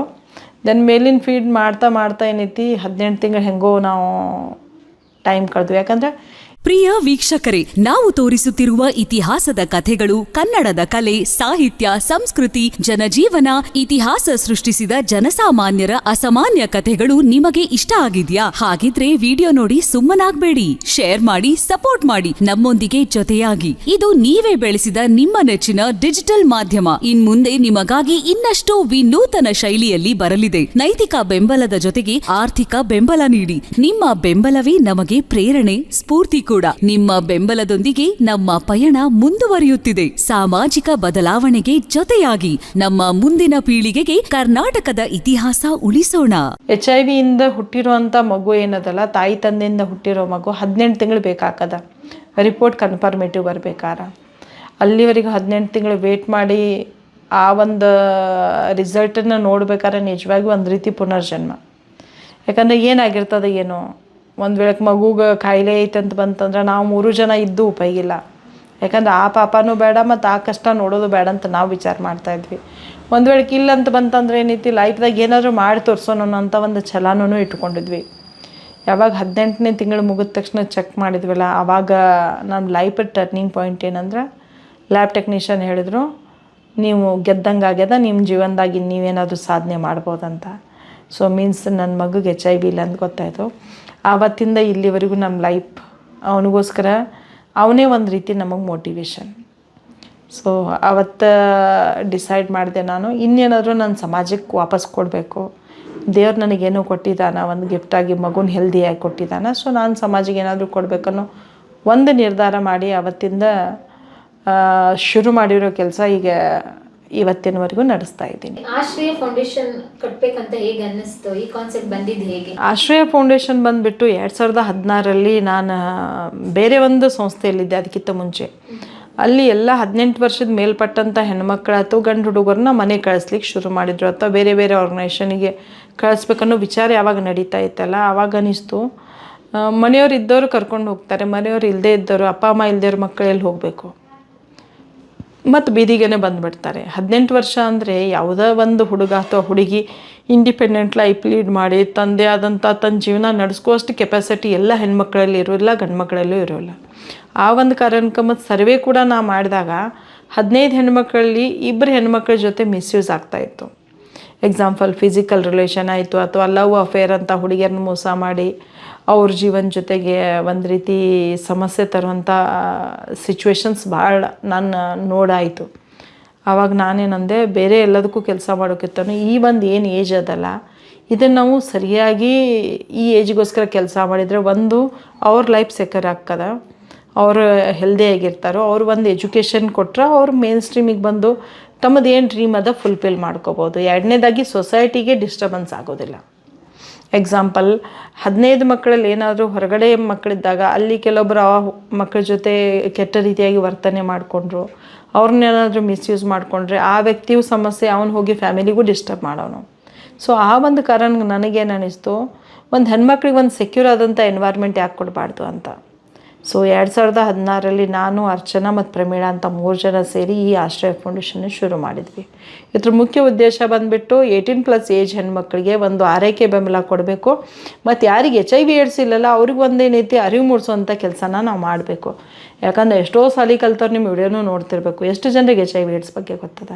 ಯಾಕಂದರೆ ನಮಗೆ ಈ ರೋಗ ಬರೋದಿಲ್ಲ, ನಾನು ಶ್ರೀಮಂತ ಮನೆಯವರು, ನನ್ನ ಹತ್ರ ದುಡ್ಡದ, ನಾನು ಎಜುಕೇಟೆಡ್ ಇದ್ದೀನಿ, ನನಗೆ ಈ ಕಾಯಿಲೆ ಬರೋದಿಲ್ಲ ಅಂತ ತಿಳ್ಕೊತಾರೆ. ಬಟ್ ಈ ಕಾಯಿಲೆ ದುಡ್ಡು ಅಥವಾ ಎಜುಕೇಷನ್ ನೋಡಿ ಬರೋದಿಲ್ಲ. ಸರಿಯಾದಂಥ ಮಾಹಿತಿ ಯಾವಾಗ ನಮಗಿರೋದಿಲ್ಲಲ್ಲ, ಆವಾಗ ಈ ಕಾಯಿಲೆ ಬರೋ ಚಾನ್ಸಸ್ ಜಾಸ್ತಿ ಅದ. ಸೊ ಅದಕ್ಕಾಗಿ ಏನೈತಿ, ಅರಿವು ಮೂಡಿಸೋವಂಥ ಕೆಲಸ ಕೂಡ ಅದೇ ಲೆವೆಲ್ದಾಗ ನಾವು ಮಾಡಬೇಕಾಗ್ಯದ. ಸೊ ಅದನ್ನು ನಾವು ಆಶ್ರಯ ಫೌಂಡೇಶನ್ ವತಿಯಿಂದ ರೆಗ್ಯುಲರಾಗಿ ಮಾಡ್ತಾ ಇರೋದು. ಇಲ್ಲಿರೋ 17 ಮಕ್ಕಳು, ಅಪ್ಪ ಅಮ್ಮ ತೀರ್ಕೊಂಡಿರೋಂಥ HIV AIDS ಇರೋವಂಥ 17 ಹೆಣ್ಮಕ್ಳಿಗೆ ಉಚಿತವಾಗಿ ಆಹಾರ ಆಯಿತು, ಒಂದು ವಸತಿ, ಶಿಕ್ಷಣ ಮತ್ತು ಏನು ಚಿಕಿತ್ಸೆ ಬೇಕು ಅದೆಲ್ಲ ಕೊಟ್ಟು ಸಪೋರ್ಟ್ ಮಾಡ್ತಾ ಇರೋದು. ಶಿಕ್ಷಣದ ಇಂಟ್ರೆಸ್ಟ್ ಇಲ್ಲದೆ ಇದ್ದರೆ ಅವ್ರಿಗೊಂದು ಲೈವ್ಲಿಹುಡ್ ಸೆಂಟರ್ ಓಪನ್ ಮಾಡಿ ಅವ್ರ ಒಂದು ಜೀವನಕ್ಕೆ ಏನು ಒಂದು ಆದಾಯ ಅವ್ರು ಮಾಡ್ಕೋಬೇಕು ಅಥವಾ ಕೆಲಸ ಮಾಡ್ಬೇಕಂತಿರ್ತಾರಲ್ಲ, ಅವ್ರಿಗೂ ಕೂಡ ನಾವೇನೈತಿ ಇಲ್ಲಿ ಸಪೋರ್ಟ್ ಮಾಡ್ತಾ ಇರೋದು. ಈಗಾಗಲೇ ಒಂದು 8 ಮಕ್ಕಳು ಡಿಗ್ರಿನೂ ಓದ್ತಾ ಇದ್ದಾರೆ, BEd, company secretary, lab technician course ಒಬ್ಬಳು ಮಾಡಬೇಕಂತ ಇದ್ದಾಳೆ. ಸೊ ಈ ಎಲ್ಲ ಒಂದು ವ್ಯವಸ್ಥೆನ ನಾವು ನಮ್ಮ ಒಂದು ದಾನಿಗಳ ಸಹಾಯದಿಂದ ನಾವಿಲ್ಲಿ ಮಾಡ್ತಾಯಿದ್ದೀವಿ. ಎಲ್ಲ ದಾನಿಗಳ ಸಹಾಯದಿಂದಲೇ? ಎಸ್, ಎಲ್ಲ ದಾನಿಗಳ ಸಹಾಯದಿಂದ, ಯಾವುದೇ ರೀತಿಯಾದಂಥ ಸರ್ಕಾರದ ಅನುದಾನ ಇಲ್ಲ, ದಾನಿಗಳ ಒಂದು ಸಹಾಯದಿಂದ 7 ವರ್ಷದಿಂದ ಏನೈತಿ ಈ ಎಲ್ಲ ಕೆಲಸ ಮಾಡ್ತಾಯಿದ್ದೀವಿ. ಇದಲ್ಲದೆ ಇನ್ನೂ ಒಂದು 9 ಪ್ರಾಜೆಕ್ಟನ್ನು ನಾವು ಲೀಡ್ ಮಾಡ್ತಾಯಿದ್ದೀವಿ. ಈಗಾಗಲೇ ಹೇಳಿದೆ, ಪ್ರಿವೆನ್ಷನ್ ಪ್ರೋಗ್ರಾಮ್, ಅರಿವು ಮೂಡಿಸುವಂಥ ಕಾರ್ಯಕ್ರಮ, ಕಾಲೇಜ್ ಸ್ಟೂಡೆಂಟ್ಸ್, ಕಂಪ್ನಿ ಎಂಪ್ಲಾಯ್, ಪೊಲೀಸರಿಗೆಲ್ಲ ಕೊಡ್ತೀವಿ. ಅದು ಮೈನ್ ಮುಖ್ಯ ಮೇಡಮ್, ಅರಿವು ಮೂಡಿಸೋದು ಮತ್ತು ಜಾಗೃತಿ ಮೂಡಿಸೋದು. ಎಸ್, ಆ ಜಾಗೃತಿ ಇಲ್ಲ ಅಂತ ಕಾರಣದಿಂದಲೇ ತಂದೆ ತಾಯಿಯಿಂದ ಮಕ್ಕಳಿಗೆ ಬರುತ್ತೆ. ನೀವು ನೋಡಿದ ಕೇಸಸ್ ಅಲ್ಲಿ, ಫಾರ್ ಎಕ್ಸಾಂಪಲ್ ಇವಾಗ 18+ ನೀವು ಕೇರ್ ಮಾಡ್ತಾ ಇದ್ದೀರಾ, ಬೈ ಬರ್ತ್ ಮಕ್ಕಳಿಗೆ HIV ಅಂತ ಗೊತ್ತಾದ ತಕ್ಷಣ ಪೇರೆಂಟ್ಸ್ ರಿಯಾಕ್ಷನ್ ಹೇಗಿರುತ್ತೆ, ಮತ್ತೆ ಅವ್ರಿಗೆ ಗೊತ್ತಾದ ತಕ್ಷಣ ಇಲ್ಲಿಗೆ ತಂದು ಬಿಡ್ತಾರಲ್ಲ ಬೇರೆ ಬೇರೆ ಸಂಸ್ಥೆಗೆ, ಅದೇ ಯಾಕಾಗಿ ಮನೇಲೇ ಇಟ್ಕೊಂಡು ಟ್ರೀಟ್ಮೆಂಟ್ ಕೊಡ್ಬೋದಲ್ವಾ? ಎಸ್, ಒಂದು ಬಂದುಬಿಟ್ಟು ಮಗುಗೆ HIV ಇದೆ ಅಂದ ತಕ್ಷಣ ಏನಾಗ್ತದ, ಹೆಲ್ದಿ ಫುಡ್ ಕೊಡಬೇಕಾಗ್ತದ, ಹೆಲ್ದಿ ಪ್ರಾಪರ್ ಪ್ರೋಟೀನ್ ಯುಕ್ತ ಫುಡ್ ಕೊಡಬೇಕಾಗ್ತದೆ, ಪ್ರಾಪರಾಗಿ ಮೆಡಿಸಿನ್ ಕೊಡಬೇಕು, ರೆಗ್ಯುಲರಾಗಿ health checkup, then blood checkup ಎಲ್ಲ ಮಾಡಿಸ್ಬೇಕಾಗ್ತದೆ. ನಾರ್ಮಲಾಗಿ ಕೇರ್ ಹೋಮಿಗೆ ಬರುವಂಥ ಹೆಚ್ಚಾಗಿ ಮಕ್ಕಳು ಅಪ್ಪ ಅಮ್ಮ ಇಲ್ಲದೇ ಇರೋ ಮಕ್ಕಳು ಬರ್ತಾರೆ. ಅಪ್ಪ ಅಮ್ಮ ಇದ್ದಾಗ ಏನೋ ಕೇರ್ ತೊಗೋಬೋದು, ಮ್ಯಾನೇಜ್ ಮಾಡ್ಬೋದು. ಅಪ್ಪ ಅಮ್ಮ ತೀರ್ಕೊಂಡ ನಂತರ ಇನ್ನೊಬ್ಬರು ಆ ಮಕ್ಕಳು ಮ್ಯಾನೇಜ್ ಮಾಡುವಂಥ ಪರಿಸ್ಥಿತಿ ಅಥವಾ ಮನಸ್ಥಿತಿ ಇರೋದಿಲ್ಲ. ಅಂದಾಗೇನೈತಿ ಆ ಮಕ್ಕಳ ಕೇರ್ ಹೋಮ್ಸಿಗೆಲ್ಲ ಅಡ್ಮಿಷನ್ ಮಾಡ್ತಾರೆ ಮ್ಯಾಮ್. ಅದೇ ಒಂದು ರೀಸನ್. ಯಾಕಂದರೆ ಅದರದ್ದೇ ಆದಂಥ ಒಂದು ಲೈಫ್ ಸ್ಟೈಲ್ ಆಯಿತು, ಟ್ರೀಟ್ಮೆಂಟ್ ಸ್ಟೈಲ್, ಪ್ರತಿಯೊಂದು ಮ್ಯಾನೇಜ್ ಮಾಡಿದಾಗ ಮಗು ಇನ್ನೂ ಹೆಚ್ಚಿಗೆ ದಿನ ಜೀವಂತವಾಗಿ ಆರೋಗ್ಯವಾಗಿರ್ಬೋದು ಅನ್ನೋ ಒಂದು ಕಾರಣ ಅಂತ ಹೇಳ್ಬೋದು. ಓಕೆ, ಇವಾಗ 18+ ಏಜಲ್ಲಿ ಸಾಮಾನ್ಯವಾಗಿ ಹುಡುಗಿರ ಮನಸ್ಸಾಗಿರ್ಬೋದು, ಹುಡುಗರ ಮನಸ್ಸು ಚಂಚಲವಾಗಿರುತ್ತೆ. ನೀವು ಹೇಳಿದ್ರೆ ಕೆಲವೊಮ್ಮೆ ಮಿಸ್ಯೂಸ್ ಆಗೋ ಚಾನ್ಸಸ್ ಇಂದಲೂ ಕೂಡ ಈ ಥರ ಸೋಂಕಿತರಾಗಿ ಬರ್ತಾರೆ. ನೀವು ಅವೇರ್ನೆಸ್ ಪ್ರೋಗ್ರಾಮ್ ಮಾಡ್ತೀರಾ, ಯಾವ ರೀತಿಯಾಗಿ ಅವರನ್ನ ಮನವೊಲಿಸ್ತೀರಾ, ಯಾವ ರೀತಿಯಾಗಿ ಅವರಲ್ಲಿ ಜಾಗೃತಿ ಮೂಡಿಸ್ತೀರಾ, ಕಾಲೇಜ್ಗಳಲ್ಲಾಗಿರ್ಬೋದು, ಸ್ಕೂಲ್ಗಳಲ್ಲಾಗಿರ್ಬೋದು? ಒಂದನೇದಾಗಿ ಅವ್ರಿಗೆ ನಾವು ಏನು ತಿಳಿಸ್ತೀವಿ ಅಂದರೆ, ಫಸ್ಟ್ ಸೆಲ್ಫ್ ವ್ಯಾಲ್ಯೂ, ನಾವು ನಮ್ಮ ಬಗ್ಗೆ ಎಷ್ಟು ವ್ಯಾಲ್ಯೂ ಕೊಡಬೇಕು, ನಮ್ಮ ಆರೋಗ್ಯದ ಬಗ್ಗೆ, ನಮ್ಮ ಗುರಿ ಬಗ್ಗೆ. ಆಮ್ಯಾಗ ಏನದ ಉಳಿದಿರೋ ಅಂಥದ್ದು ಏನು ಎಂಟರ್ಟೈನ್ಮೆಂಟ್ ಆಯಿತು, ಎಂಜಾಯ್ಮೆಂಟ್ ಅದ, ಅದು ನೆಕ್ಸ್ಟ್ ಮಾಡಲಿಕ್ಕೂ ಒಂದು ಅವಕಾಶ ಅದ. ಆಫ್ಟರ್ ಮ್ಯಾರೇಜ್ ಕೂಡ ನಮ್ಮ ಕಲ್ಚರ್ ಪ್ರಕಾರ ಎಲ್ಲ ಒಂದು ಟೈಮ್ದಾಗ ಏನೇನು ಮಾಡ್ಬೇಕು ಅನ್ನೋದೆಲ್ಲ ಸಿಸ್ಟಮೆಟಿಕ್ಕಾಗಿ ರುಟೀನಾಗಿ ಬಂದುಬಿಟ್ಟದ. ಸೊ ಆ ಒಂದು ವಿಚಾರ ಬಗ್ಗೆ ಏನೈತಿ, ತಮ್ಮ ಲೈಫನ್ನ ಇನ್ನೊಬ್ರಿಗೆ ಕಂಪೇರ್ ಮಾಡಿ ಜೀವನ ನಡೆಸುವಂಥದ್ದು ಜಾಸ್ತಿ ಆಗ್ಯದ. ಸೊ ಅದನ್ನು ಕಡಿಮೆ ಮಾಡಿ ತಮ್ಮ ಲೈಫದ ಬಗ್ಗೆ ತಾವ ವ್ಯಾಲ್ಯೂ ಕೊಡಬೇಕು, ತಮ್ಮ ಶರೀರದ ಬಗ್ಗೆ, ತಮ್ಮ ಆರೋಗ್ಯದ ಬಗ್ಗೆ, ಮತ್ತು ಗುರಿನ ಮುಟ್ಟೋ ಥರ ಏನೆಲ್ಲ ಎಫರ್ಟ್ ಹಾಕಬೇಕು ಅನ್ನೋದು ತಿಳಿಸ್ಕೊಡ್ತೀವಿ. ಮತ್ತು ಹೆಲ್ತದ ಇಂಪಾರ್ಟೆನ್ಸ್ ಏನು, ನಮಗೆ ಏನೋ ಮಾಡ್ಬೇಕಂದ್ರೆ ಒಂದು ಒಳ್ಳೆಯ ಆರೋಗ್ಯ ಇದ್ದಾಗ ಮಾತ್ರ ಮಾಡ್ಲಿಕ್ಕಾಗ್ಯದ. ಅದರ್ವೈಸ್ ಆರೋಗ್ಯ ಸರಿ ಇಲ್ಲದಿದ್ದಾಗ ನಾವು ಏನೂ ಮಾಡೋಕ್ಕೆ ಸಾಧ್ಯ ಇಲ್ಲ. ಅದ್ರ ಜೊತೆಗೆ ಏನೈತಿ, HIV ಏಡ್ಸ್ ಅಂದರೆ ಏನು, ಅದು ಹೆಂಗೆ ಬರ್ತದೆ, ಹೆಂಗೆ ಬರೋದಿಲ್ಲ, ಅದ್ರ ಲಕ್ಷಣಗಳೇನು, ಒಂದು ವೇಳೆ ಅದನ್ನು ತಪಾಸಣೆ ಮಾಡಬೇಕಾದ್ರೆ ಎಲ್ಲಿ ಹೋಗಿ ಮಾಡಬೇಕು, ಮತ್ತು ಅದ್ರಿಗೆ ಒಂದು ವೇಳೆ ತಪಾಸಣೆ ಮಾಡಿದ ನಂತರ ಕಾಯಿಲೆ ಇದೆ ಅಂದ ನಂತರ ಹೆಚ್ಚಿಗೆ ದಿನ ಸರ್ವೈವ್ ಹೇಗೆ ಆಗಬೇಕು, ಅದಕ್ಕೆ ಚಿಕಿತ್ಸೆ ಏನದ, ತಪಾಸಣೆ ಏನದ, ಮತ್ತು HIV ಏಡ್ಸ್ ಇದ್ದವ್ರು ಏನಾದರೂ ಸಿಕ್ಕರೆ ಅವ್ರು ಹೆಂಗೆ ಬದುಕಬೇಕು, ಈ ಎಲ್ಲ ಒಂದು ಮಾಹಿತಿನ ಆ ಒಂದು ಸೆಷನ್ನಲ್ಲಿ ನಾವು ಕೊಡ್ತೀವಿ. ಎಷ್ಟೋ ಜನ ತಮ್ಮ ಜೀವನದಲ್ಲಿ ನಡೆದಿರುವಂಥ ಕೆಲವೊಂದು ಘಟನೆಗಳ ಬಗ್ಗೆ ಹೇಳ್ತಾರೆ, ಅಥವಾ ಎಷ್ಟೋ ಜನ ತಮ್ಮ ಮನೆಯಲ್ಲಿ ಈ ರೀತಿ ಇನ್ಸಿಡೆಂಟಾಗಿ ಸತ್ತವ್ರ ಬಗ್ಗೆ ಹೇಳ್ತಾರೆ, ಅಥವಾ ಕೆಲವೊಬ್ಬರು ಈ ರೀತಿ ಸಮಸ್ಯೆ ಇದ್ದವ್ರು ನಮ್ಮ ಮನ್ಯಾಗ ಅದಾರ, ನಮ್ಮ ಸಂಬಂಧಿಕರು ಅದಾರ ಅಂತ ಎಲ್ಲ ಶೇರಿಂಗ್ ಆ ಟೈಮ್ದಾಗ ಆಗುತ್ತೆ. ಸೊ ಅದು ಕಡಿಮೆ ಎಲ್ಲ ಮಿನಿಮಮ್ 45 ಮಿನಿಟ್ಸು 1 hour ಸೆಷನ್ಸ್ ಇರ್ತದೆ. ಸೊ ಆ ಒಂದು ಟೈಮ್ದಾಗ ಏನೈತಿ, ಈ ಒಂದು ಡಿಸ್ಕಷನ್ ಆದಾಗ ಅವರು ಅವೇರ್ ಆಕ್ಕಾರ, ಕೊನೆಗೆ ಮನೆಯವ್ರಿಗೂ ಹೋಗಿ ಅವ್ರು ಅವೇರ್ನೆಸ್ ಮೂಡಿಸುವಂಥ ಪ್ರಯತ್ನನ ನಡೆದಿರೋವಂಥದ್ದು. ಸುಮಾರು 1 ಲಕ್ಷ ಜನರಿಗಿಂತಲೂ ಹೆಚ್ಚಿಗೆ ಜನರಿಗೆ ನಾವು ಪ್ರೋಗ್ರಾಮ್ ಕೊಟ್ಟಿರೋದು. Great madam. HIV ಸಿಂಟಮ್ಸ್ ಬಂದ ತಕ್ಷಣ ಏನೆಲ್ಲ ಗುಣಲಕ್ಷಣಗಳಿರುತ್ತೆ ಆ ವ್ಯಕ್ತಿಯಲ್ಲಿ, ಅದು ಹೇಗೆ ಗೊತ್ತಾಗುತ್ತೆ? ಇವನ್ ಬ್ಲಡ್ ಟೆಸ್ಟ್ ಮಾಡೋಕ್ಕಿಂತ ಮುಂಚೆ, ಬ್ಲಡ್ ಟೆಸ್ಟ್ ಮಾಡೋಕ್ಕಿಂತ ಮುಂಚೆ ಬಂದುಬಿಟ್ಟು ಗೊತ್ತಾಗಲಿಕ್ಕೆ ಕಷ್ಟ. ಯಾವಾಗ ಅವರು ಸಿಮ್ಟಮೆಟಿಕ್ ಸ್ಟೇಜಿಗೆ ಹೋಗ್ತಾರಲ್ಲ, ಯಾವಾಗ ಸಿಮ್ಟಮ್ಸ್ ಕಾಣ್ಲಿಕ್ಕೆ ಶುರು ಆಗ್ತದ, ಆವಾಗ ಮಾತ್ರ ಅವ್ರ ಅಂದಾಜಲ್ಲೇ ಹೋಗಿ ಹೇಳ್ಬೋದು ಹೊರತು ವಿದೌಟ್ ಬ್ಲಡ್ ಟೆಸ್ಟಿಂಗ್ ನಾವು ಯಾರಿಗೂ HIV ಐತೆ ಅಥವಾ ಇಲ್ಲ ಅಂತ ಹೇಳೋಕ್ಕಾಗೋದಿಲ್ಲ.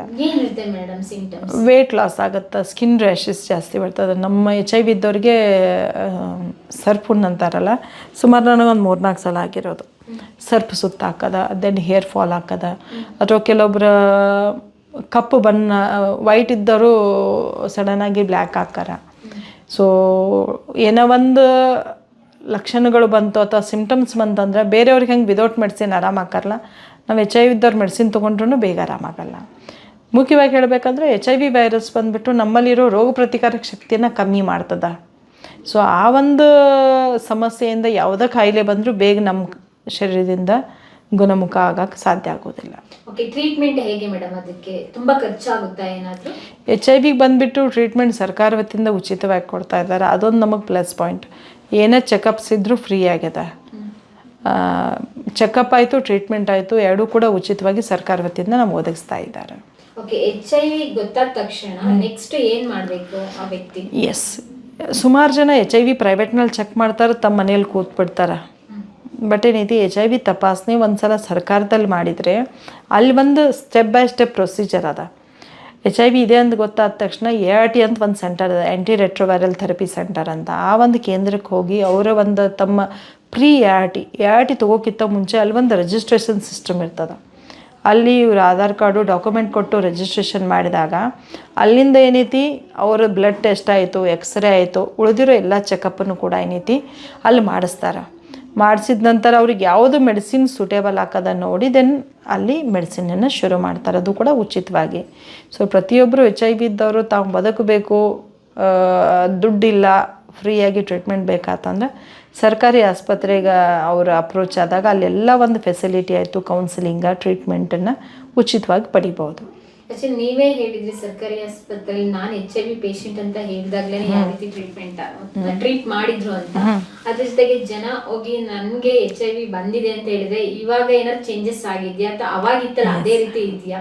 ಅದು ಬಂದ್ಬಿಟ್ಟು ಲೇಬರ್ ರೂಮ್ ಬಂದುಬಿಟ್ಟು ಜನರಲ್ ಕಮ್ಯುನಿಟಿಗೋಸ್ಕರ ಕೆಲಸ ಮಾಡೋದು. ಅಲ್ಲಿ ಜನರಲ್ ಪ್ರೆಗ್ನೆಂಟ್ ವುಮನ್ನೆಲ್ಲ ಹೋಗ್ತಾರೆ, ಅಲ್ಲಿ ಸ್ಪೆಸಿಫಿಕ್ಲಿ HIV ಹೋಗ್ತಾರಂತಲ್ಲ. ಅಲ್ಲಿ ಒಂದು ಮಾಹಿತಿಯ ಕೊರತೆಯಿಂದ ಆಯಿತು, ಅದು ಆಗಿ ಮಿನಿಮಮ್ ಈಗ 20 ವರ್ಷ ಆಯಿತು. ಆವಾಗಿರೋ ಪರಿಸ್ಥಿತಿ ಇವಾಗ ಕಡಿಮೆ ಆಗ್ಯದ.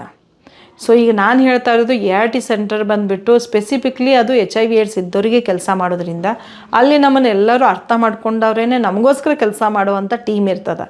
ಅಲ್ಲಿ ಹೋಗೋದ್ರಿಂದ ನಮಗೇನೂ ತೊಂದರೆ ಇಲ್ಲ. ಓಕೆ, ಇವಾಗ್ಲಾದ್ರೂ ಜನಗಳಲ್ಲಿ ಕಾನ್ಸೆಪ್ಟ್ ಚೇಂಜ್ ಆಗಿದ್ಯಾ? HIV ಪೇಷಂಟ್ ಜೊತೆ ಮಾತಾಡೋದ್ರಿಂದ HIV ಬರುತ್ತೆ ಅಂತ ಕೆಲವೊಬ್ರು ಇವಾಗ್ಲೂ ಆತರ ಇದ್ದಾರೆ. ಆತರ ಏನು ಕಾನ್ಸೆಪ್ಟ್ ಚೇಂಜ್ ಆಗಿದ್ಯಾ ಅಥವಾ ಅವೇರ್ನೆಸ್ ಬಂದಾದ ನಂತರ? ನೀವು ಕೇಳಬೇಕಾದ್ರೆ ಕೆಲವೊಂದು ಸಲ ಕೆಲವೊಂದು ಸಿಚುವೇಶನ್ ಅಥವಾ ಕೆಲವೊಂದು ಪ್ಲೇಸ್ ಅಥವಾ ಕೆಲವೊಂದು ಏರಿಯಾ ಮೇಲೆ ಹೋಗುತ್ತೆ. ಕೆಲವೊಂದು ಸಲ ನಾವು ನೋಡ್ತೀವಿ, ನಾವು ಪ್ರಾಬ್ಲಮ್ ಇಲ್ಲಿವರೆಗೂ ಫೇಸ್ ಮಾಡ್ತಾ ಇರೋದು ಎಜುಕೇಟೆಡ್ ಜನರಿಗೆ ನಮ್ಗೆ ಹಿಂಗೆ ಕಾಯಿಲೆ ಇದೆ ಅಂತ ಹೇಳಿದಾಗ ಅಲ್ಲಿ ನೋಡೋ ವಿಚಾರಧಾರೆಗಳು ಬೇರೆ, ನೋಡೋ ಒಂದು ದೃಷ್ಟಿಕೋನ ಬೇರೆ ಆಕತ್ತೆ. ಹಳ್ಳಿ ಜನರಿಗೆ ನಮ್ಮ ಕಾಯಿಲೆ ಬಗ್ಗೆ ಹೇಳಿದಾಗ ಅವ್ರು ನೋಡೋ ವಿಚಾರ, ಅವರು ನಮ್ಮ ಜೊತೆ ಟ್ರೀಟ್ ಮಾಡೋದು ಬೇರೆ ಆಕದ. ಡಿಪೆಂಡ್ ಅಪಾನ್ ಎದುರಿಗಿರೋ ವ್ಯಕ್ತಿ ಎಷ್ಟು ಸ್ವೀಕಾರ ಮಾಡುವಂಥ ಮೆಂಟಾಲಿಟಿದವ್ರು ಇದ್ದಾರಲ್ಲ, ಅದ್ರ ಮೇಲೆ ಅವ್ರ HIV ಇದ್ದವ್ರಿಗೆ ಯಾವ ರೀತಿ ಬಿಹೇವಿಯರ್ ಮಾಡ್ತಾರೆ ಅನ್ನೋದು ಗೊತ್ತಾಕದ.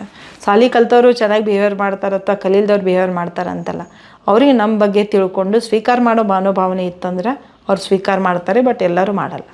ನಿಮ್ಮ ಫ್ಯಾಮಿಲಿಯಲ್ಲಿ ಇವಾಗ ಎಲ್ರಿಗೂ ಗೊತ್ತಾಗಿದೆ ನೀವು ಈ ರೀತಿಯಾಗಿ ಜಯಿಸಿ ಬಂದಿದ್ದೀರಾ ಅಂತ. ಇವಾಗ ಗೊತ್ತಾದ ನಂತರ ಏನು ಹೇಳ್ತಾರೆ? ನಿಮ್ಮ ಯಜಮಾನ್ರು ಇವಾಗ ಏನು ಮಾಡ್ತಾ ಇದ್ದಾರೆ? ಯಜಮಾನ್ರು ತೀರ್ಕೊಂಡು 8 ವರ್ಷ ಆಯಿತು. ಸೊ ಮನೇಲಿ ಎಲ್ಲರದು ಸಪೋರ್ಟ್ ಚೆನ್ನಾಗಿದೆ. ಮುಂಚೆ ಸ್ವಲ್ಪ ಅವರ ಸಣ್ಣ ಮಗಳು ಈ ಸಮಸ್ಯೆ ಬರಬಾರ್ದಾಗಿತ್ತು, ಆ ರೀತಿಯಾದಂಥ ನೆಗೆಟಿವ್ ಟೆಂಡೆನ್ಸಿಲಿದ್ದರು. ಬಟ್ ಅವ್ರಿಗೇನಾದ ಈ ಸಮಸ್ಯೆ ಬಂದರೂ ಕೂಡ ತಾನು ಬದುಕ್ತಾ ಇದ್ದಾಳೆ, ಇಷ್ಟೆಲ್ಲ ಸಮಾಜ ಸೇವೆ ಮಾಡ್ತಾ ಇದ್ದಾಳಲ್ಲ, ಅವ್ರಿಗೆ ಒಂದು ರೀತಿ ಹೆಮ್ಮೆ ಅನ್ನಿಸ್ತದೆ. ಈಗ ಎಲ್ಲರೂ ಸಪೋರ್ಟಾಗಿ ನಿಂತಿದ್ದಾರೆ. ಕೊನೆಗೂ ಏನಾದರೂ ಕಾರಣ ಗೊತ್ತಾಯ್ತಾ ಏನಕ್ಕೆ ಬಂತು ನಿಮ್ಮ ಲೈಫಲ್ಲಿ ಅಂತ?